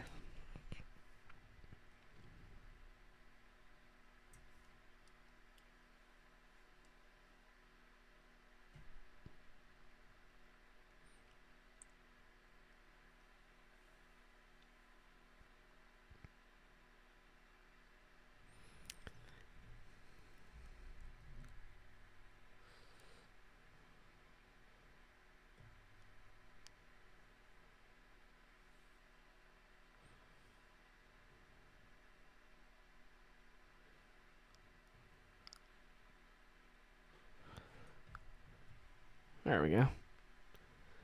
Change up the mood a little bit in here. All right.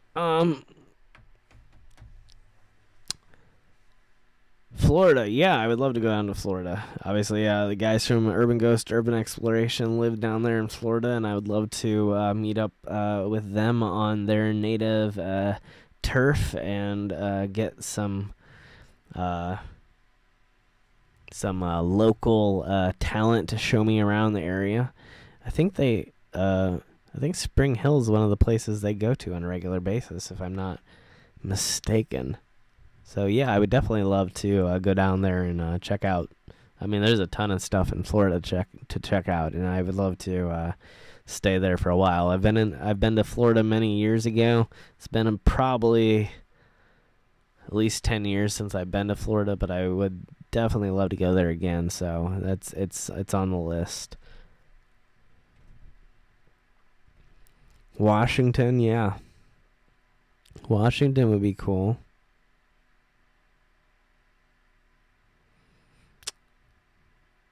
Airbnb. I've never stayed in an Airbnb before.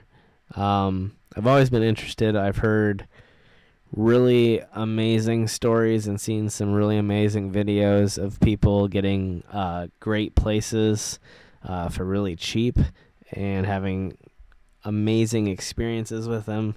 I think I just said that, but anyway.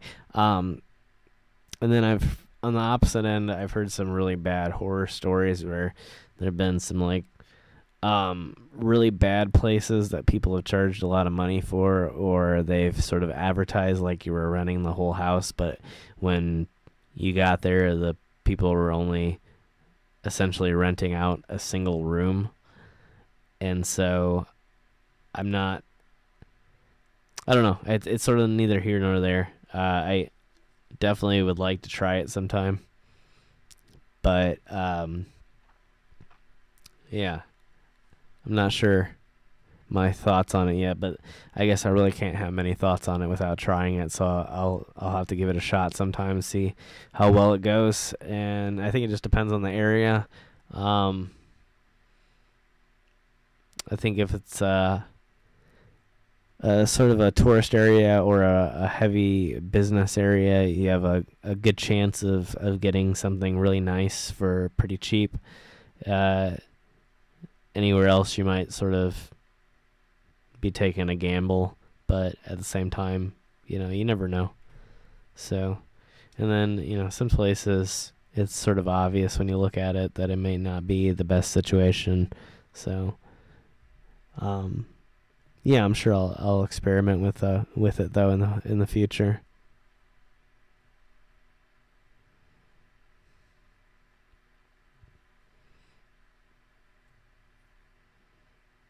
First time this week. Oh, well, best of luck.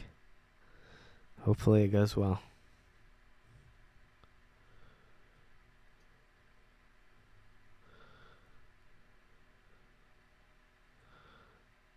That's awesome, Diane. Yeah. It's definitely an addiction, You start traveling and going to these places, and yeah, it's not something that you want to stop doing. There's always that curiosity. So, hey there, Calais. Japan. Oh, wow. Yeah, that's awesome. Yeah, I hear lots of good things about Japan, honestly, other than the fact that it can be a bit expensive. But in terms of like quality of places and like variety of places, including hotels, restaurants, everything really. It's a great place. I've heard lots of great things, so I would love to eventually make it over to Japan. I would love to visit Tokyo. Yeah.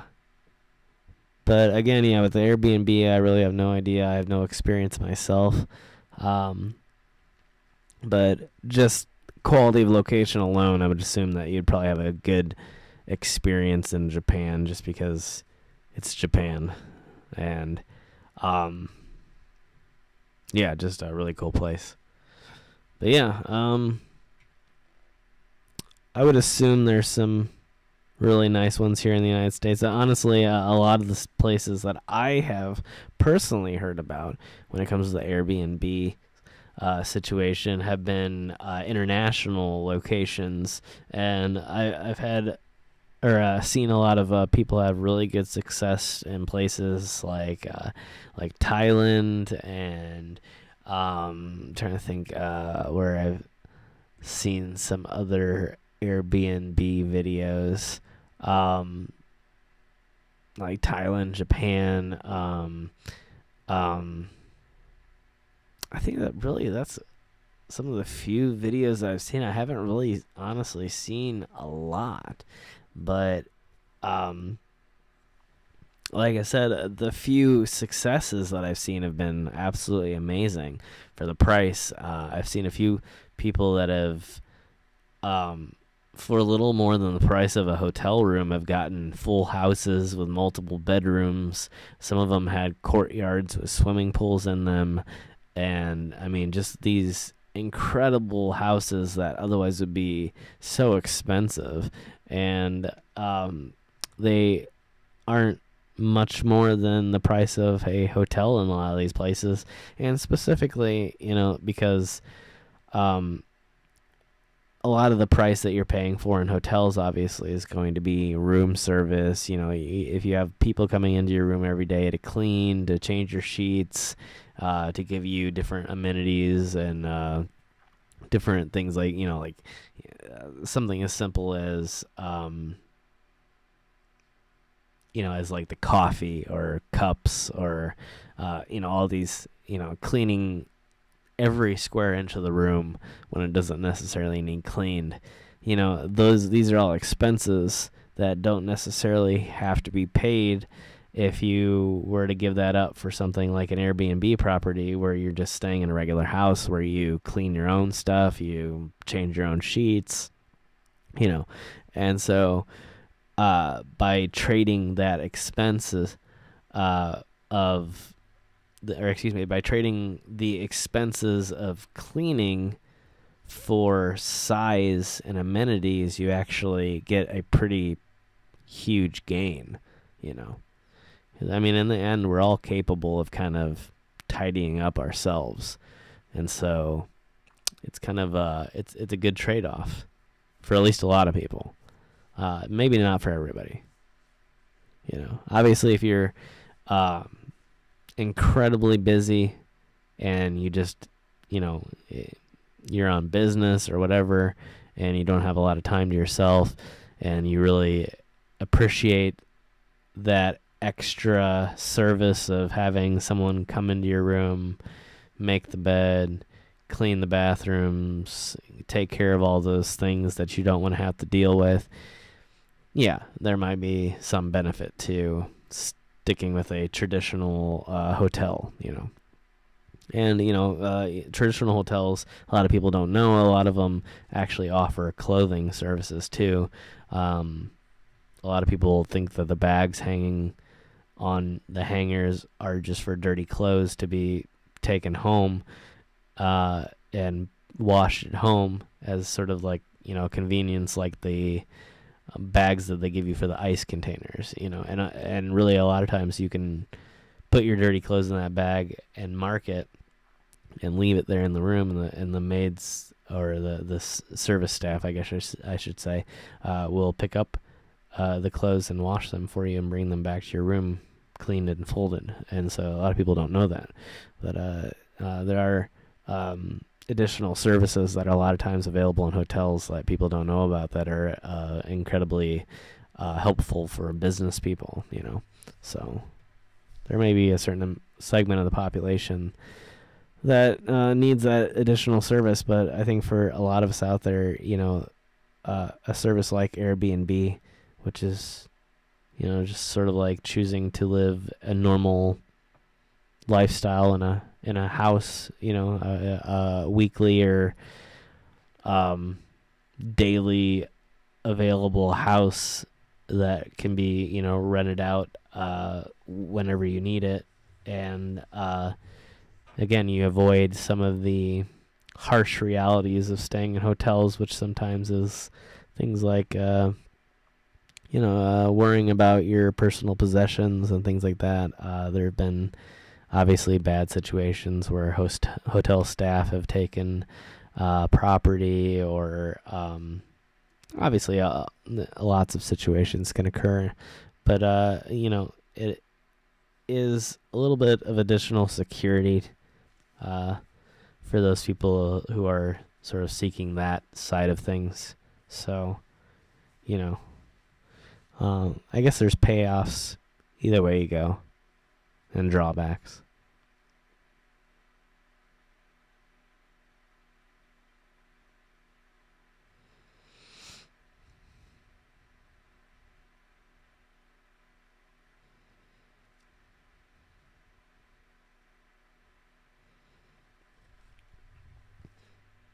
Oh yeah, everything's a little bit smaller because the average height in Japan would be much shorter than average here.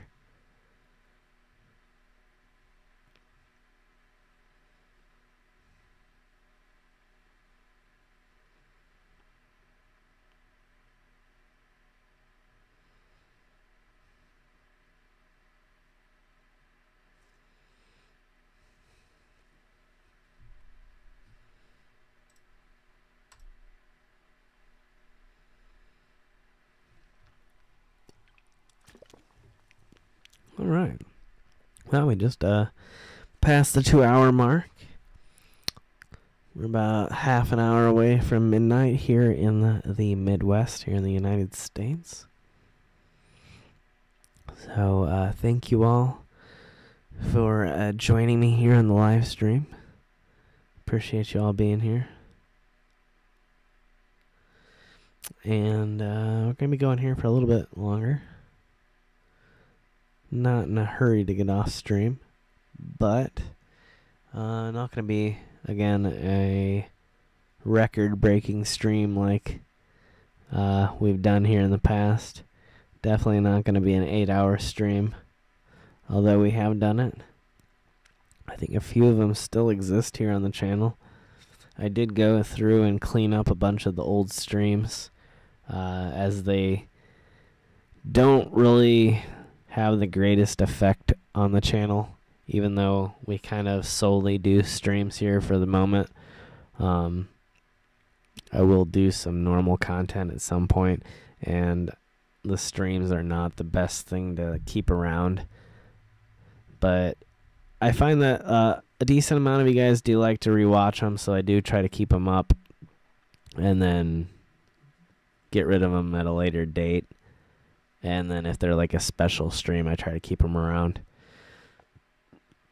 So like I've kept all the Vegas streams and stuff like that, which I think was only 2 streams, so.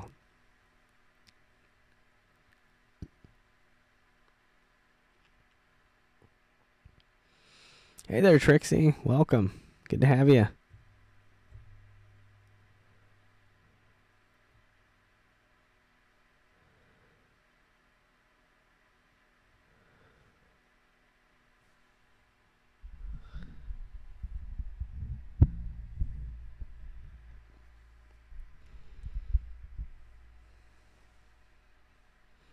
Size 16. Yeah, that'd be rough.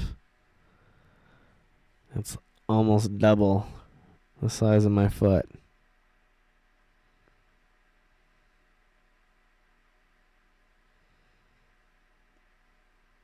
Thank you, Diane.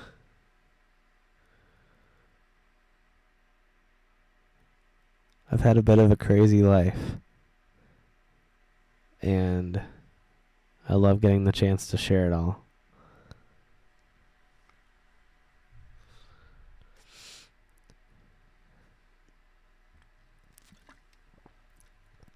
Yeah, Kim, it flagged your comment for some reason. I end up sending it through. It flagged it because it was personal information, but I did hit the all clear button here and sent it through, but it might have been slightly delayed.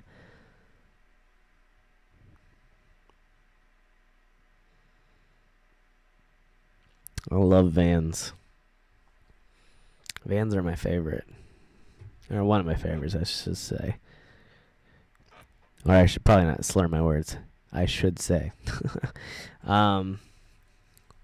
Vans, any boarding shoes really I love. Trying to think. Vans are cool. Skechers are even pretty cool these days.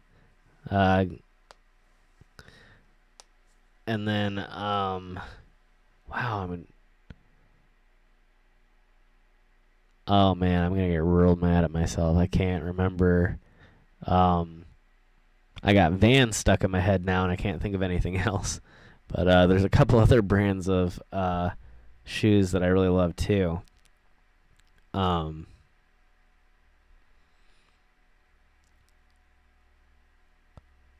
I'm terrible right now. That's crazy. All right, anyway, but yeah, I love Vans though.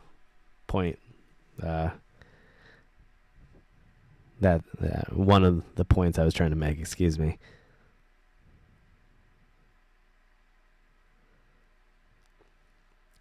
But yeah, I'm a big. I wouldn't say I'm definitely not a sneakerhead. But I do love shoes.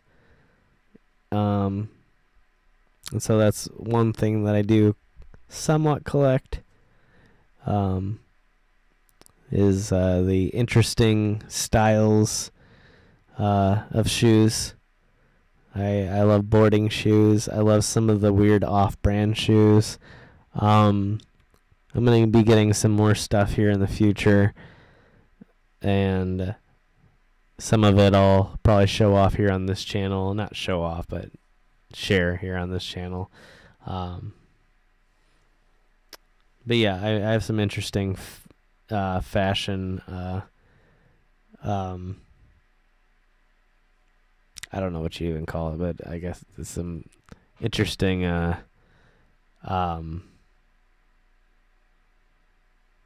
just likes, I guess. I don't know.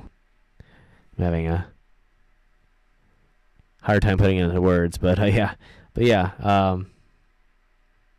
my fashion sense is pretty unique, even for someone who's sort of that into that sort of rock culture. I would say that I definitely don't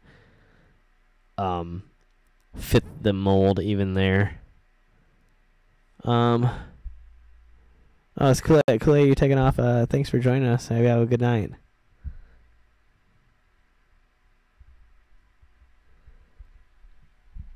Yeah, we'll be doing this again soon.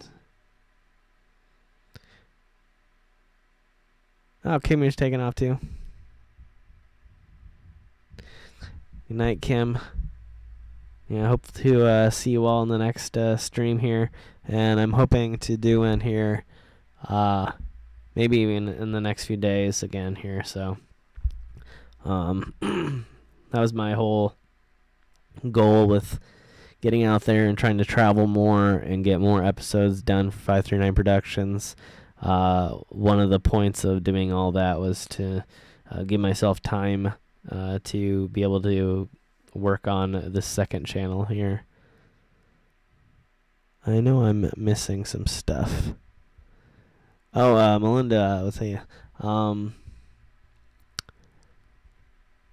There is not a whole lot of significance to the tattoo not touching. The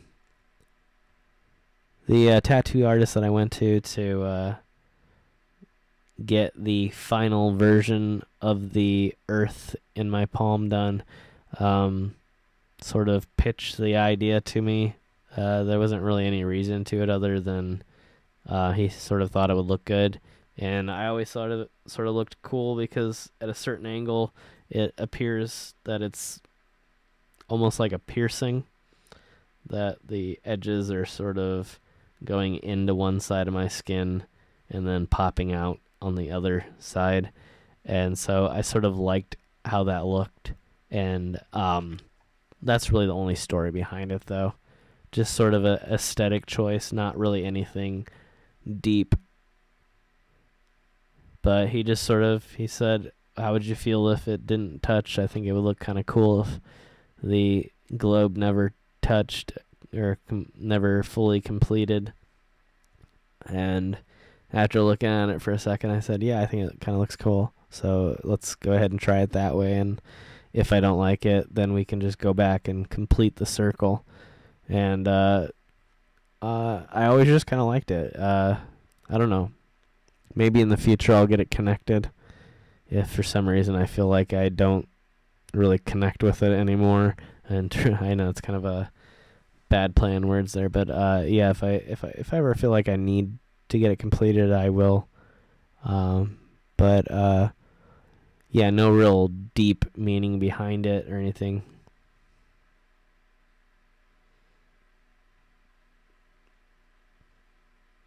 Yeah, thank you, Kim, for joining us.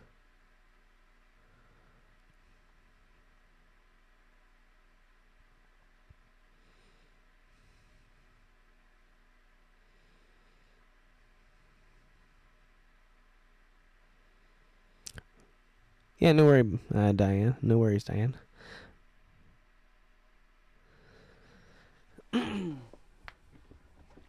Yeah, I'm probably over the next few months or so going to be getting back into the tattoo shop and maybe getting a few more things done. Getting some things touched up, some new additions, gonna be getting some things covered up, gonna be getting some extra shading done on a few things to sort of spice it up a little bit. So yeah, gonna be some definite visible changes to the tattoos here over the next few months or so, I would say. So yeah, it's gonna be pretty cool, I think.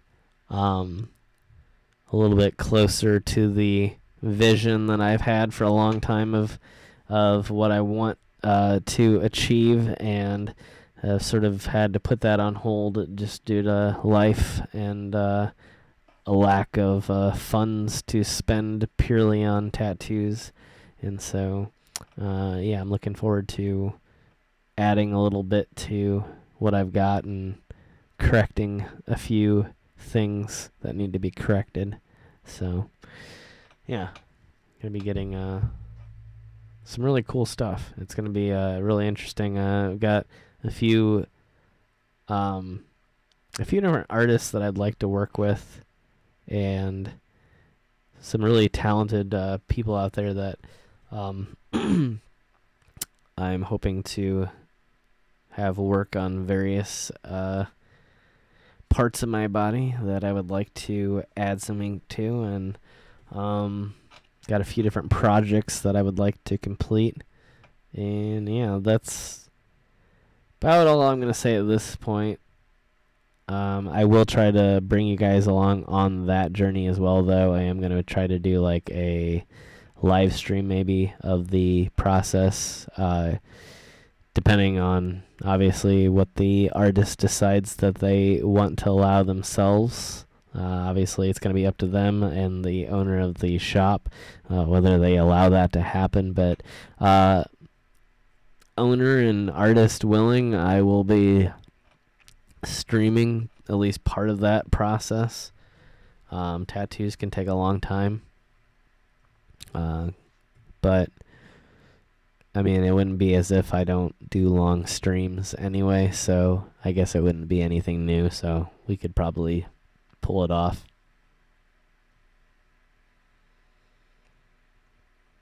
Yeah, there you go, Melinda. Yeah, Yeah, I kind of view it as something along those lines. Yeah. It's a world without end, adventure without end, yeah.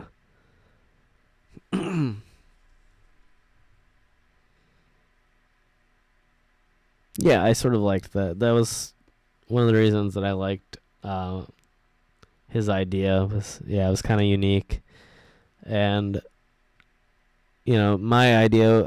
Obviously, it was my original idea. The having the well, maybe not the first person ever, but going into the studio was my idea to get the Earth in the palm of my hand, obviously, and had done it before. That this is the final design, which was sort of a work in progress over the course of like 3 or 4 years. Just due to the fact that it's a hard process, and not every tattoo artist actually knows how to do it correctly. And I had some people that worked on it that they did not know how to do palm tattoos, and so it pretty much disappeared twice. And so I finally found an artist that could do it correctly, and that was the artist that pitched the new idea. But it had it originally. There was ink all the way, so it did originally connect. For the first 2 times that I had it tattooed on my palm, it actually connected all the way. But due to the fact that they didn't correctly tattoo my hand, it completely disappeared.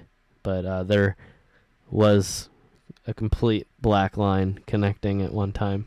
So, yeah, it shows you how difficult hand tattoos are, because, I mean, you could never tell that there was ever ink here. And there's been twice now people tattoo that line and completely connect the world. So just sort of tell you some not so secret, but a little bit of background information on the tattoo. Yeah, it definitely used to be connected. But yeah, it was the intended choice of the final design to be not connected, though. So this has not been touched up in over 7 years now, so it's still holding strong, and I would assume will continue to be here for many, many years to come. It has really not faded any more than it faded in the first few years. It's faded a little bit. It's definitely lighter, but I have not really noticed any change in the last 5 years, so it's pretty much here to stay.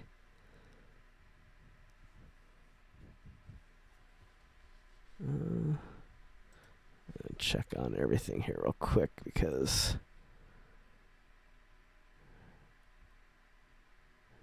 I never quite can trust all of my windows to update properly anymore, so I want to make sure I'm not missing any chats. So I'm going to go ahead and refresh my chat window here.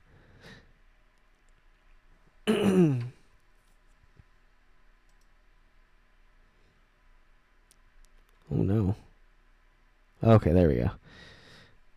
It took a moment to load the chat. I had the chat popped out, and then I went to reload it from the live stream, and I thought there was a glitch because the chat area was blank, as if I still had it popped out. But luckily it loaded. It's like it took it a moment to remember what was going on, and then it decided to work correctly. Okay. So yeah, I think I missed a few things here.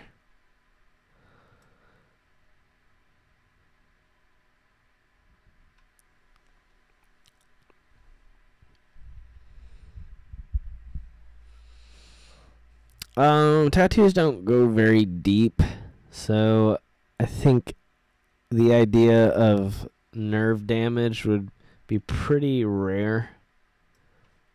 They would have to really pierce pretty hard. I don't know. I couldn't say, because I'm not.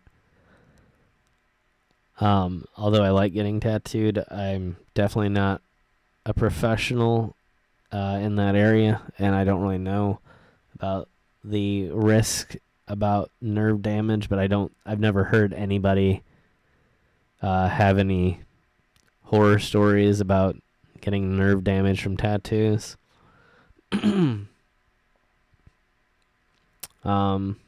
Yeah, it's an interesting thought though, but I've never heard of anything like that happening personally.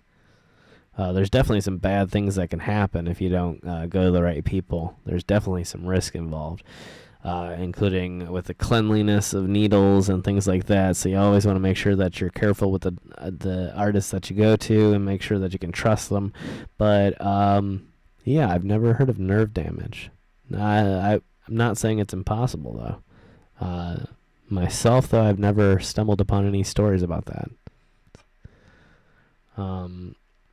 I would think that I would have had a greater risk though on my fingers, because the skin on your fingers is so much thinner, I would say, and less cushioning than what's on my palm, even though the palm's considered to be a lot more painful because of the amount of nerves that are there.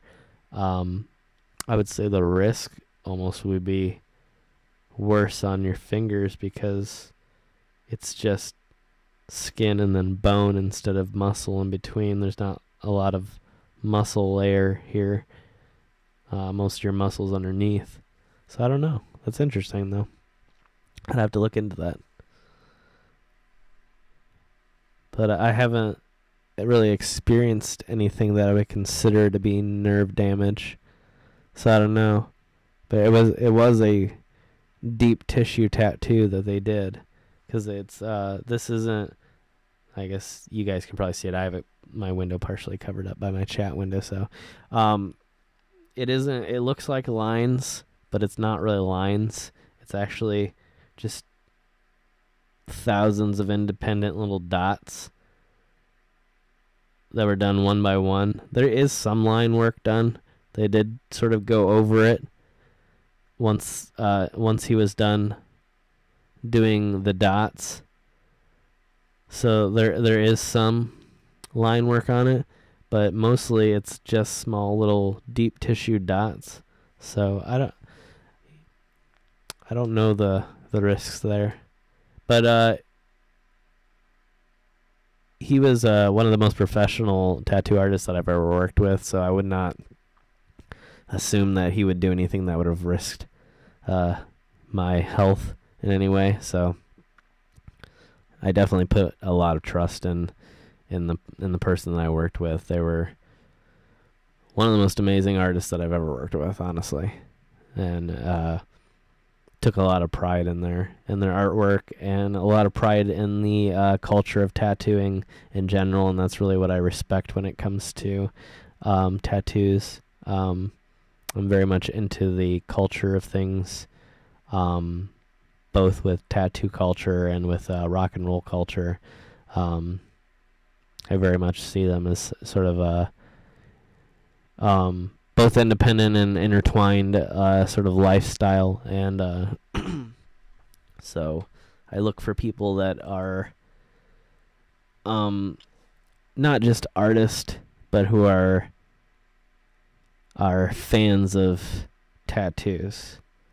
Some people, although they like tattoos and they have lots of tattoos, some people are more artist than tattoo artist, if that makes sense. And I try to look more for people who are tattoo artists because they believe in tattoos and not because they're just really a talented graphic artist. You know, I feel like there's a difference. I feel like there's a lot of, like I said, again, talented people out there who can do tattoos and who like tattoos but aren't necessarily devoted to the culture of tattoos and the history of tattoos. And that's sort of what I like. I like to, anything that I'm a part of, I like to be part of the community, like YouTube in general, or YouTube included, I mean. You know, if I wouldn't do YouTube if I wasn't going to go out there and do collaborations with other channels, and I wouldn't be into tattoos if I wasn't into the history of tattoos and why they mean so much to people, and why they mean, or why they're such a big part of human history. I wouldn't be as interested in it. So.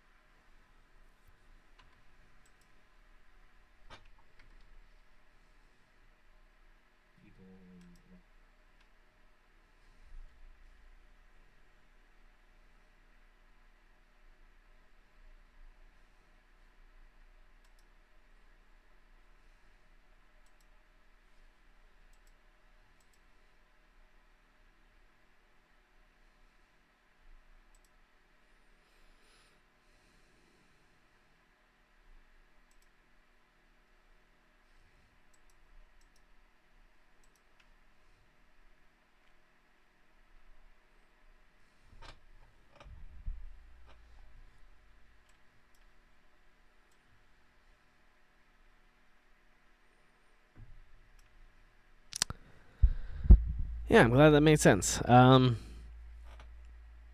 it can be a complicated subject, Whenever you make a permanent change, to your body, whether that's through piercings, tattoos, cosmetic surgery, or any other number of processes that people have done.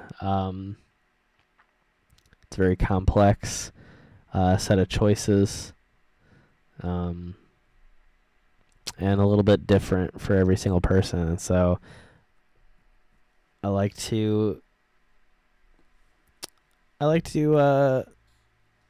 sort of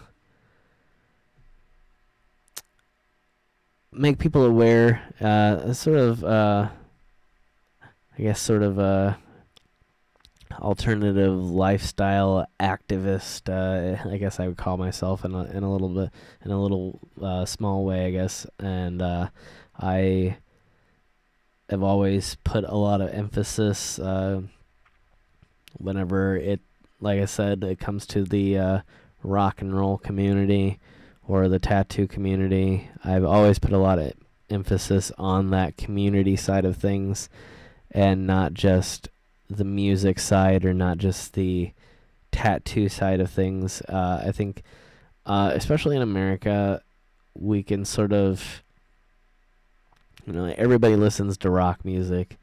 Everybody listen. And obviously it's not everybody, but I mean, when I say that, I just mean like the vast majority of people listen to a fairly good mix of music these days, and a lot of people in America are beginning to open themselves up to the idea of tattoos. And so there's a lot of people out there that sort of dabble, and that's fine. It's okay to just go out there and get a tattoo and be done with it. The same way it's fine to go out there and get a piercing and be done with it. Or it's fine to listen to the radio, and that's your experience in music. But to me, music was always a lifestyle. I've always been a musician since I was young. I've sang since I was young, and so for me, the culture behind it was always really important. And so, seeing rock and roll and getting interested in that when I was a teenager, I obviously, with that style of music, dove a lot deeper too, and began to see the things like the tattoos and piercings and the fashion and things like that. And I always appreciated that side of music, and I always wanted to incorporate that into my own life, and not just be somebody who listened to music, and somebody who could experience and live a culture that was an alternative culture, and a unique way to not only experience the world but to live. Who's an influence for my musical style? There's so many. I listen to a crazy amount of different styles of music. I listen to obviously rock and roll. I listen to rap and hip hop. I listen to jazz. I listen to blues. I listen to folk music. There's so many incredible artists across the board. That I listen to. I listen to electronic music too. I love certain types of like EDM and things like that too. I think that there's a lot of really talented people in that world and that side of things too. And so it's hard to name any individual people, but obviously I've always enjoyed Green Day, and when it comes to like the rock and roll side of things, and they've been a major influence. But punk rock in general has always been a major influence. And then besides that, I also listen to the older rock and roll. I listen to a lot of Beatles. I listen to a lot of Queen. Obviously I've listened to lots of classical rock. Aerosmith is big. See, these are the areas that I'm bad in. I know I would love to name a lot of names, but I always forget. But a lot of 90s music influenced me too. Obviously Green Day would be part of that, and then bands like Offspring I loved. I even loved like bands like Sum 41.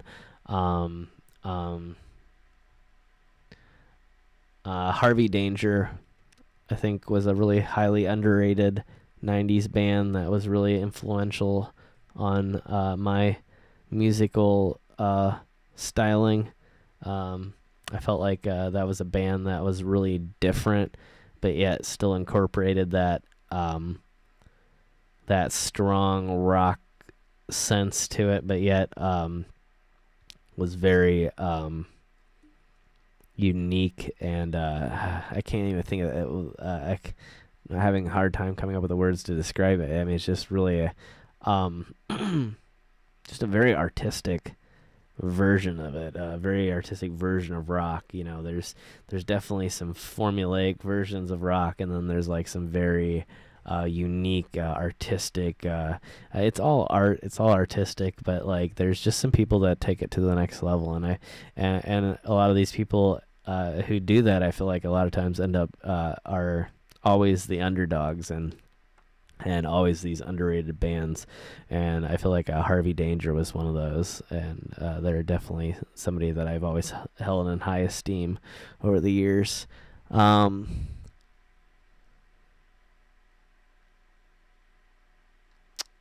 to think if there's anything else. There's a bunch of side projects. Some of this stuff I've talked about before on stream, so I hate to go through it all again because I don't want to be too repetitive, but I always was a fan of like the Green Day side projects, like the Foxborough Hot Tubs, the Network, Pinhead Gunpowder, things like that were always cool. Where these mainstream bands would sort of let loose and not necessarily try to make these industry standard perfect rock tunes that it's like there's Green Day and there's the people in Green Day, and Green Day is a nationally signed rock band that works with producers, and not that I think that there's anything wrong with that, but at the same time it's interesting to see when you just let them have 100% creative control and allow them to do these little small side projects. And I think it's interesting to see the difference in the music that comes out of a major label and a small side project, even though it's pretty much the same exact group of people. And so I find that to be kind of interesting. And I actually find, even when it comes to Green Day, a lot of times my favorite stuff from them as a group is their side projects. Oh, yeah, I do. I have the, somewhere I have one of the last DVDs I ever purchased was the Bullet in the Bible show. At Milton Keynes. Yeah, that was a really great. I think it was a 2-day event.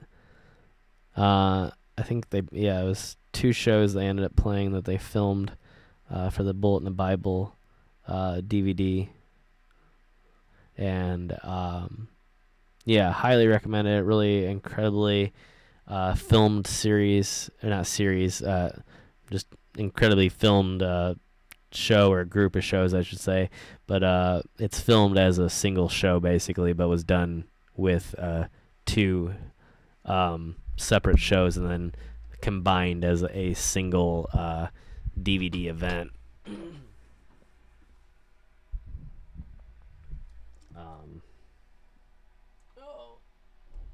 Sorry, need to adjust there for a minute. But yeah, that was a great show and great DVD.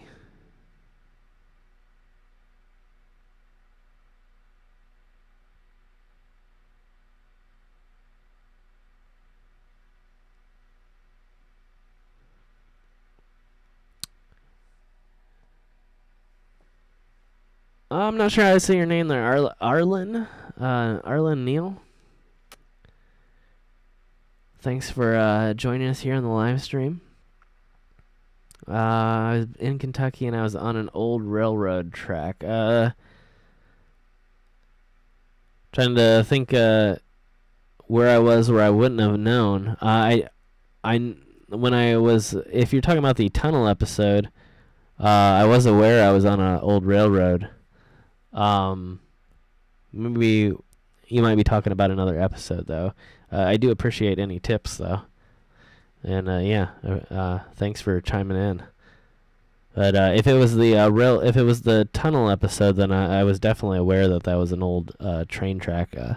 But occasionally I do get some things wrong. Sometimes the bridges can look similar between the regular roads and the railroad bridges. So sometimes I do get that wrong. So there might have been a video that I might have said was a normal bridge and wasn't. I'm not sure though. But I do appreciate that. Thanks for joining us too.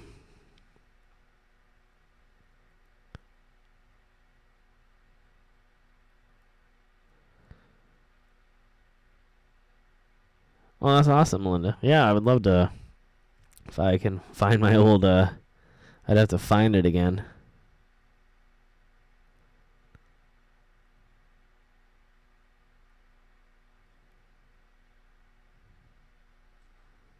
Oh, okay, yeah. Yeah, I just wasn't sure what the that poll was. Yeah. But yeah, I do appreciate that. But yeah, I wasn't sure what the poll was, but yeah, I knew it was a old train track. I had actually been there before years ago. So there was a location that I was familiar with, but I was trying to figure out if it was potentially a pole to hold telegraph lines, which occasionally, from my understanding, would follow railroad tracks. And then occasionally there were also poles set on the side of tracks that would be used to transfer mail to and from trains.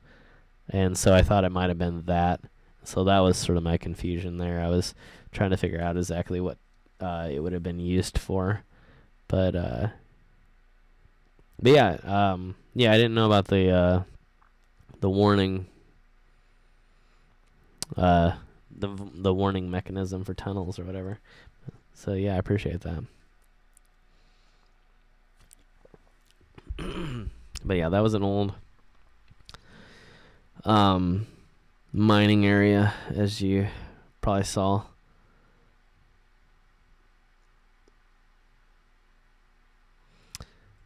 And really cool area. I have some family that actually live just a few miles away. Actually, numerous family members that live just a few miles away from that location.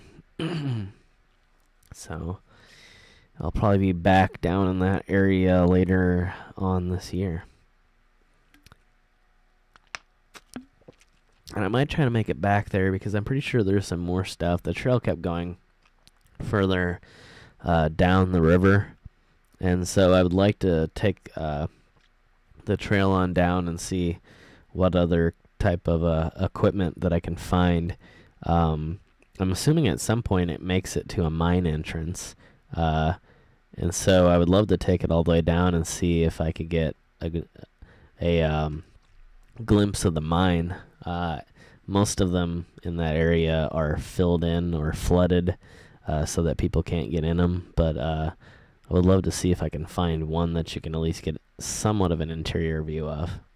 Even though those type of mines are a little bit more dangerous, so they wouldn't be something I would really travel too far down into like I did out west. The mines that we went out there in with Xavier are a little bit safer. Coal mines are pretty dangerous places to be in. Not that the one that we were in was safe by any means, but at the same time, not as prone to collapse. Although there was definitely some areas in the one that we were in that probably were less than safe and near collapse. But as some of you may have noticed, they didn't have, as some mines have, the same type of timbering system where you have the sort of the timbers going all the way down through the passageways and then more narrow rectangular passageways. The mine that we were in was sort of more of a haphazard sort of random, find wherever the ore is that you're looking for and take it out with a pickaxe or with a dynamite or whatever. And so the passageways go off in every which direction and are in no particular shape, and still the mine stays fairly well intact and isn't really falling apart to the point where it's so unsafe that you can't go in and look around. But with the coal mines, they're especially when the timbers start rotting, it can be a little bit more dangerous because it's a very light, brittle stone, and so it can easily crack and fall, unlike things like maybe iron ore. And there's also the potential of fires. So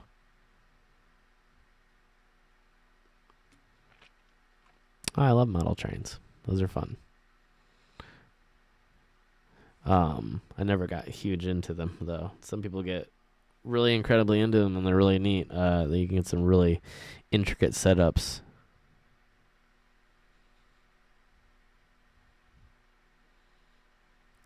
In Wayne County, okay. Yeah. Yeah, so that wasn't too far away. I'm not incredibly familiar with Wayne County, but I have heard the name.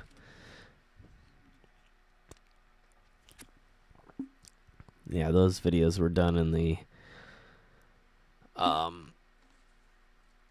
actually, I'm not sure exactly what all counties those were in. Some of them were done in Bell County.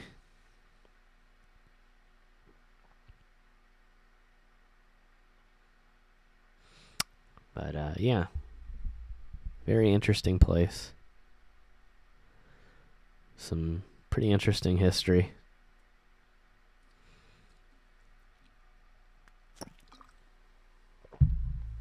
But yeah, more videos coming from there in that area later on this year. Actually, this spring, hopefully. As long as the plans don't fall apart for whatever reason. The plan is to head down that way sometime in the spring. So.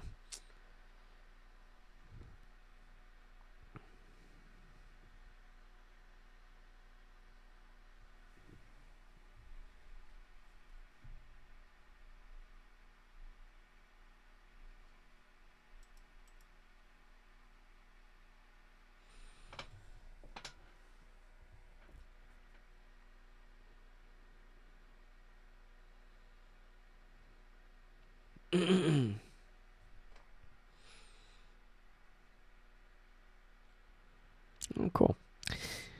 Yeah, the indie series will be coming out here over the next few weeks.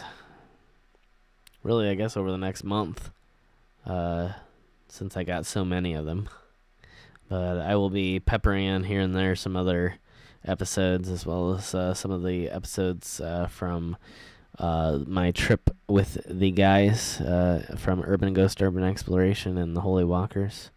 So we'll be doing a lot of cool stuff here over the next month or so. Good night, Melinda. Thanks for joining us. Hope to see you on the next stream here.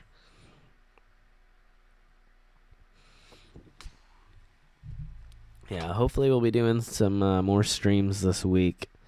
I'm going to be finishing up the editing here over the next few days. And then, other than planning out the next trip, I'm pretty much caught up. So that'll be exciting. I'll be happy to actually not only be caught up, but be ahead. We'll have about a whole month worth of content planned out and edited and uploaded and ready to go for all of you guys. And then once I get to a certain point, I'm just going to start releasing extra episodes.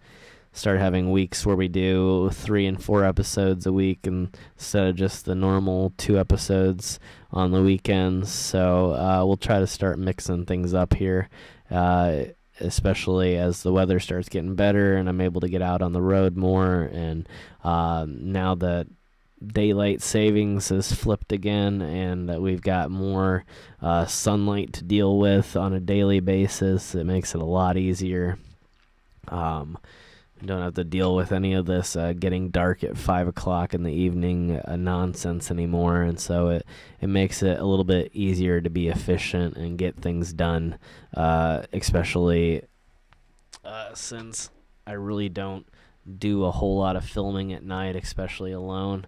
I do some, but not a lot. So it makes it easier for me to be able to get out there, and I enjoy filming during the day. I think for the most part, I like filming during the day, but I do enjoy the occasional night explore. So, occasionally, it's good to be able to get out there even while it's dark and film. But like I've said a couple other times before in streams, in this particular area, it is a little bit tougher. There's certain areas of the country where it's just more geared towards night explorers, but there can be a lot of difficulties in this area depending on the types of locations that you choose to film, and so you have to be really careful where you're going, or you could wind up in some bad situations. So you definitely have to be careful where you do the nighttime stuff at. So it's nice to finally have a little bit extra daylight and be getting back into springtime and summertime here. So that will help with picking up the episodes here on the channels. But for the most part, we've been doing pretty good. I haven't had too many gaps recently. Really, since I left for Alabama, we haven't had too many gaps, and won't really have any gaps for the foreseeable future here. So really, we're kind of,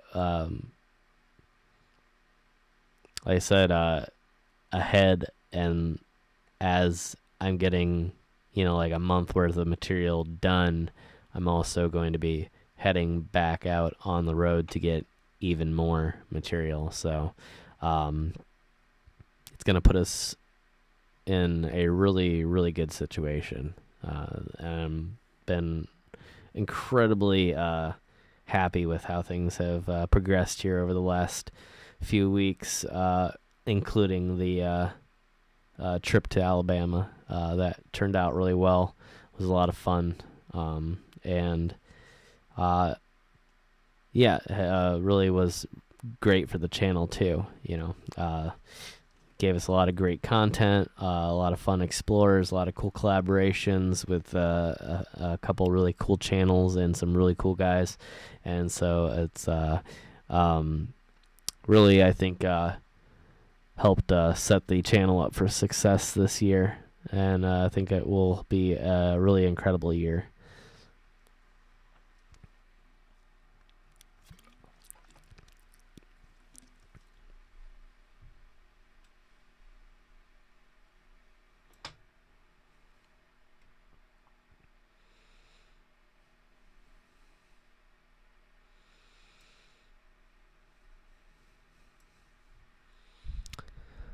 All right. Looks like we got a decent amount of people watching. Been going here for about 2 hours and 52 minutes now. Yeah, things are starting to slow down a little bit, and so again, I'll kind of throw out that last call here for comments or questions, and then when we hit the 3-hour mark, if we're not really deep into conversation, then I might go ahead and call it a night, and we'll start up another stream here in a few days. But if for whatever reason you guys have any questions that have gone unanswered, or you got any things that you want to know about the upcoming travels, or anything else that you are wanting to talk about here before I sign off for the night, let me know and I will try and answer those.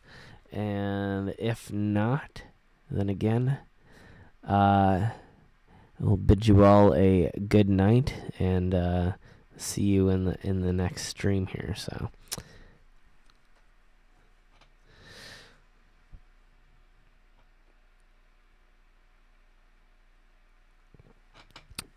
I have never been to Mill Springs. I'll have to look that one up sometime.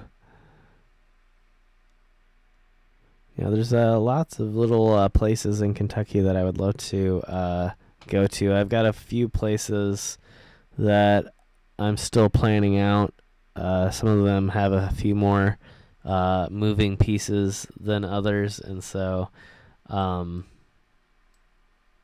yeah, some of it's taken a little bit longer to plan. Hey, night, Ian. Thanks for joining us. I hope you have a good day down there.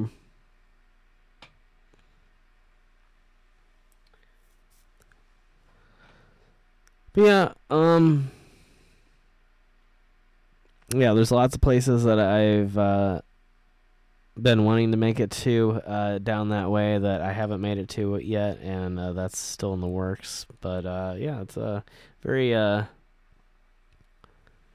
I should say a fairly large place with 1,000 different locations that you could probably go to and film, so it takes a little while. But yeah, I'll definitely look that one up though.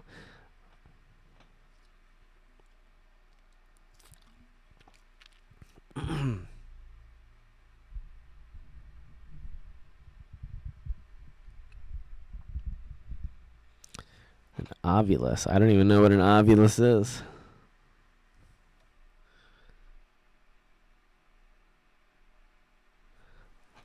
Sounds pretty exciting though.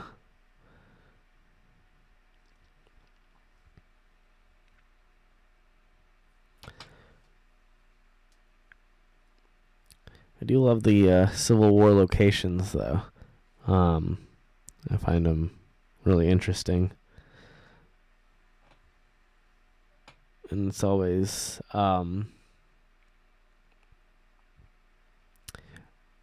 neat to see who fought, where they were from, what divisions and everything that they fought in. I always find that really interesting. I've never done a lot of ghost hunting at the Civil War locations though. Good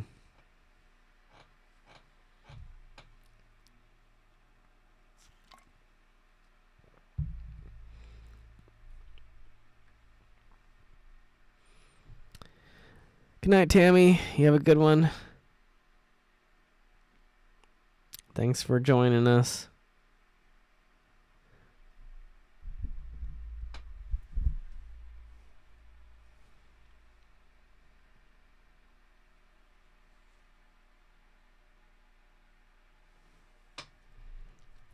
I see. So essentially the spirit or entity in question could possibly use the dictionary to choose words. I'm assuming something of that nature. Yeah. That's interesting. I'll have to look into it.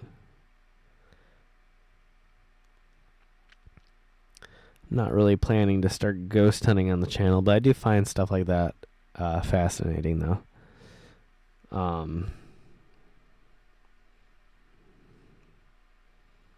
Which is one of the reasons that I do, among other reasons obviously, but one of the reasons that I like to do collaborations with ghost hunting channels. I do find it to be an interesting subject.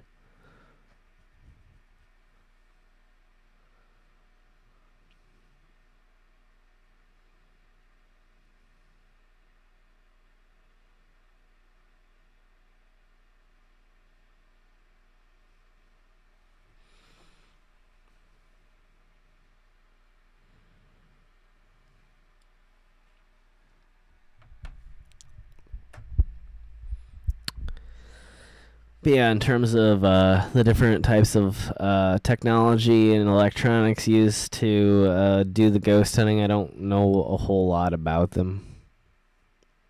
Again, it's been many years ago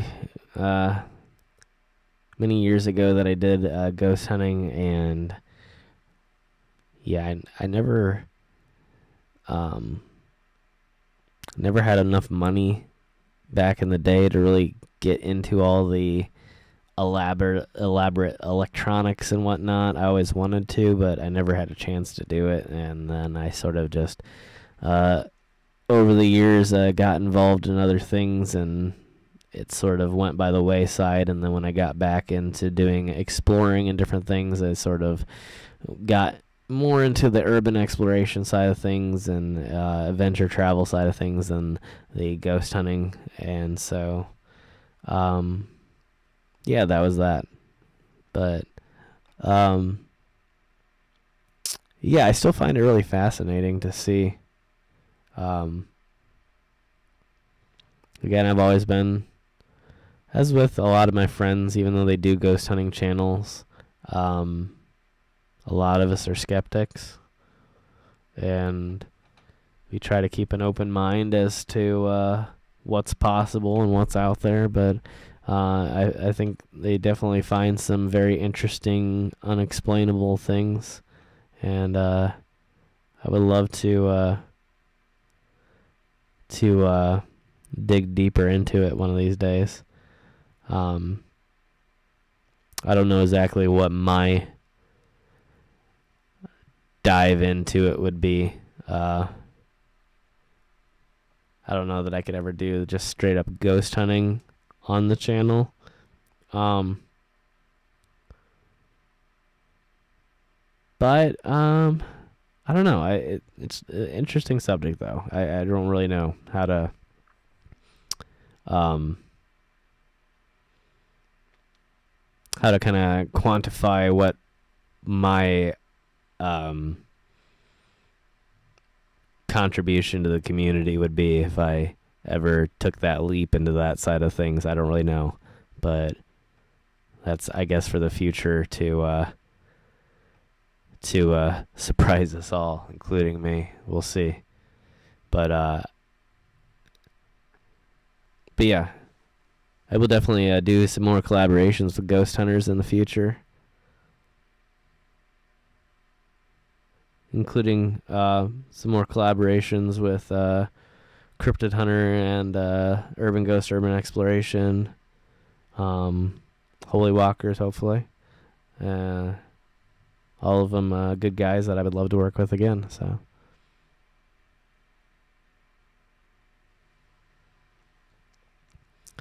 travel to Kentucky by riverboat. Yeah, that's a interesting story. That's crazy. That'd be a pretty cool conversation to be part of.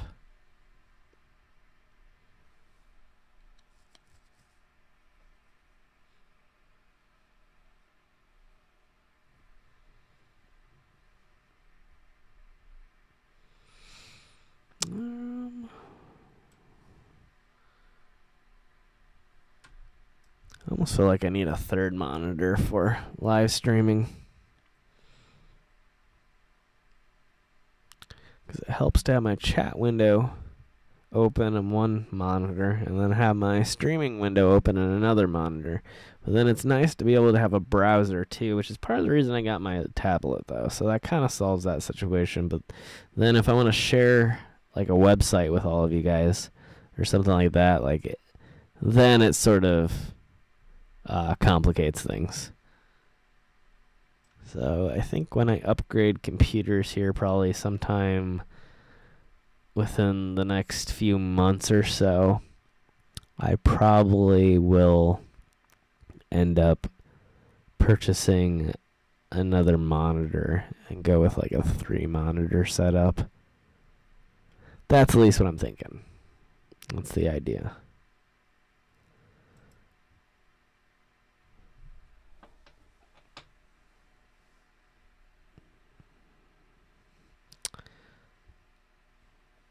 Oh yeah, I did have a reason for doing what I was doing.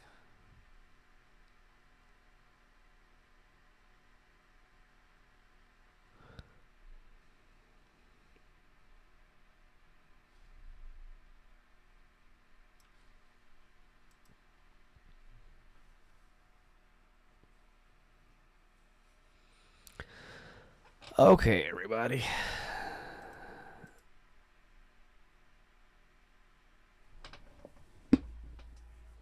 Well, we just passed the 3-hour mark, and although we definitely have a decent amount of people here hanging out, things are still starting to wind down a little bit. And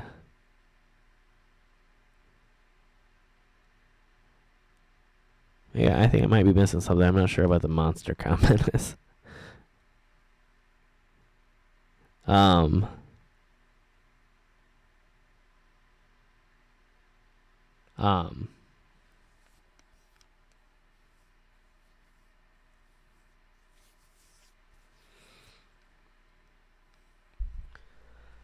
What size monitor?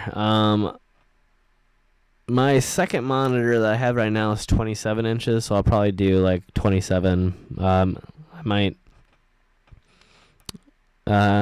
might splurge a little bit and go to like a 32, but I don't think I'd ever, at least for the purposes of my editing / streaming rig, I don't know that I would ever go bigger than 32. But I would say 27 would probably be minimum for a 3-monitor desktop setup. So, yeah, if I could have 27 inches. One of them right now is 21, though. But that's because I have a 21-inch iMac right now. And I'm probably going to upgrade to something a little bit different when I finally get a new computer. So, I'll probably end up having a full, either 27 inches,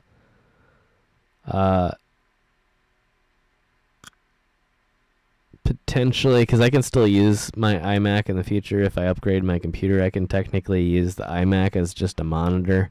So I could have the 21-inch and then 27 inches. But it just depends. I don't really know. That's sort of in the future at this point, you know.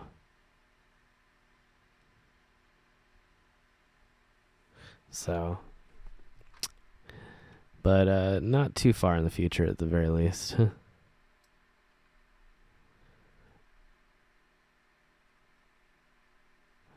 Thanks, Arlen. Appreciate it. Yeah, that's very interesting. Yeah, lots of Abe Lincoln history around here, too.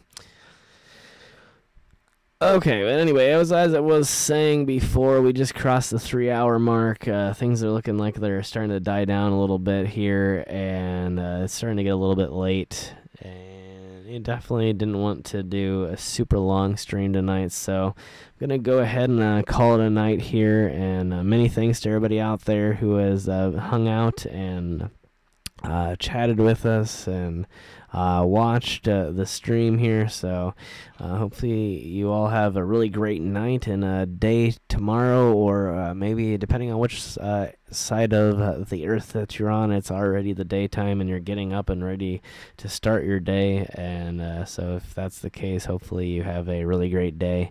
And I will see all of you guys here in the next stream, which shouldn't be as long of a gap this time in between streams. Again, I'm going to try and make my best effort to do streams at least once a week, if not every few days. So appreciate you all being here, and have a really wonderful, wonderful night or day. Bye, guys.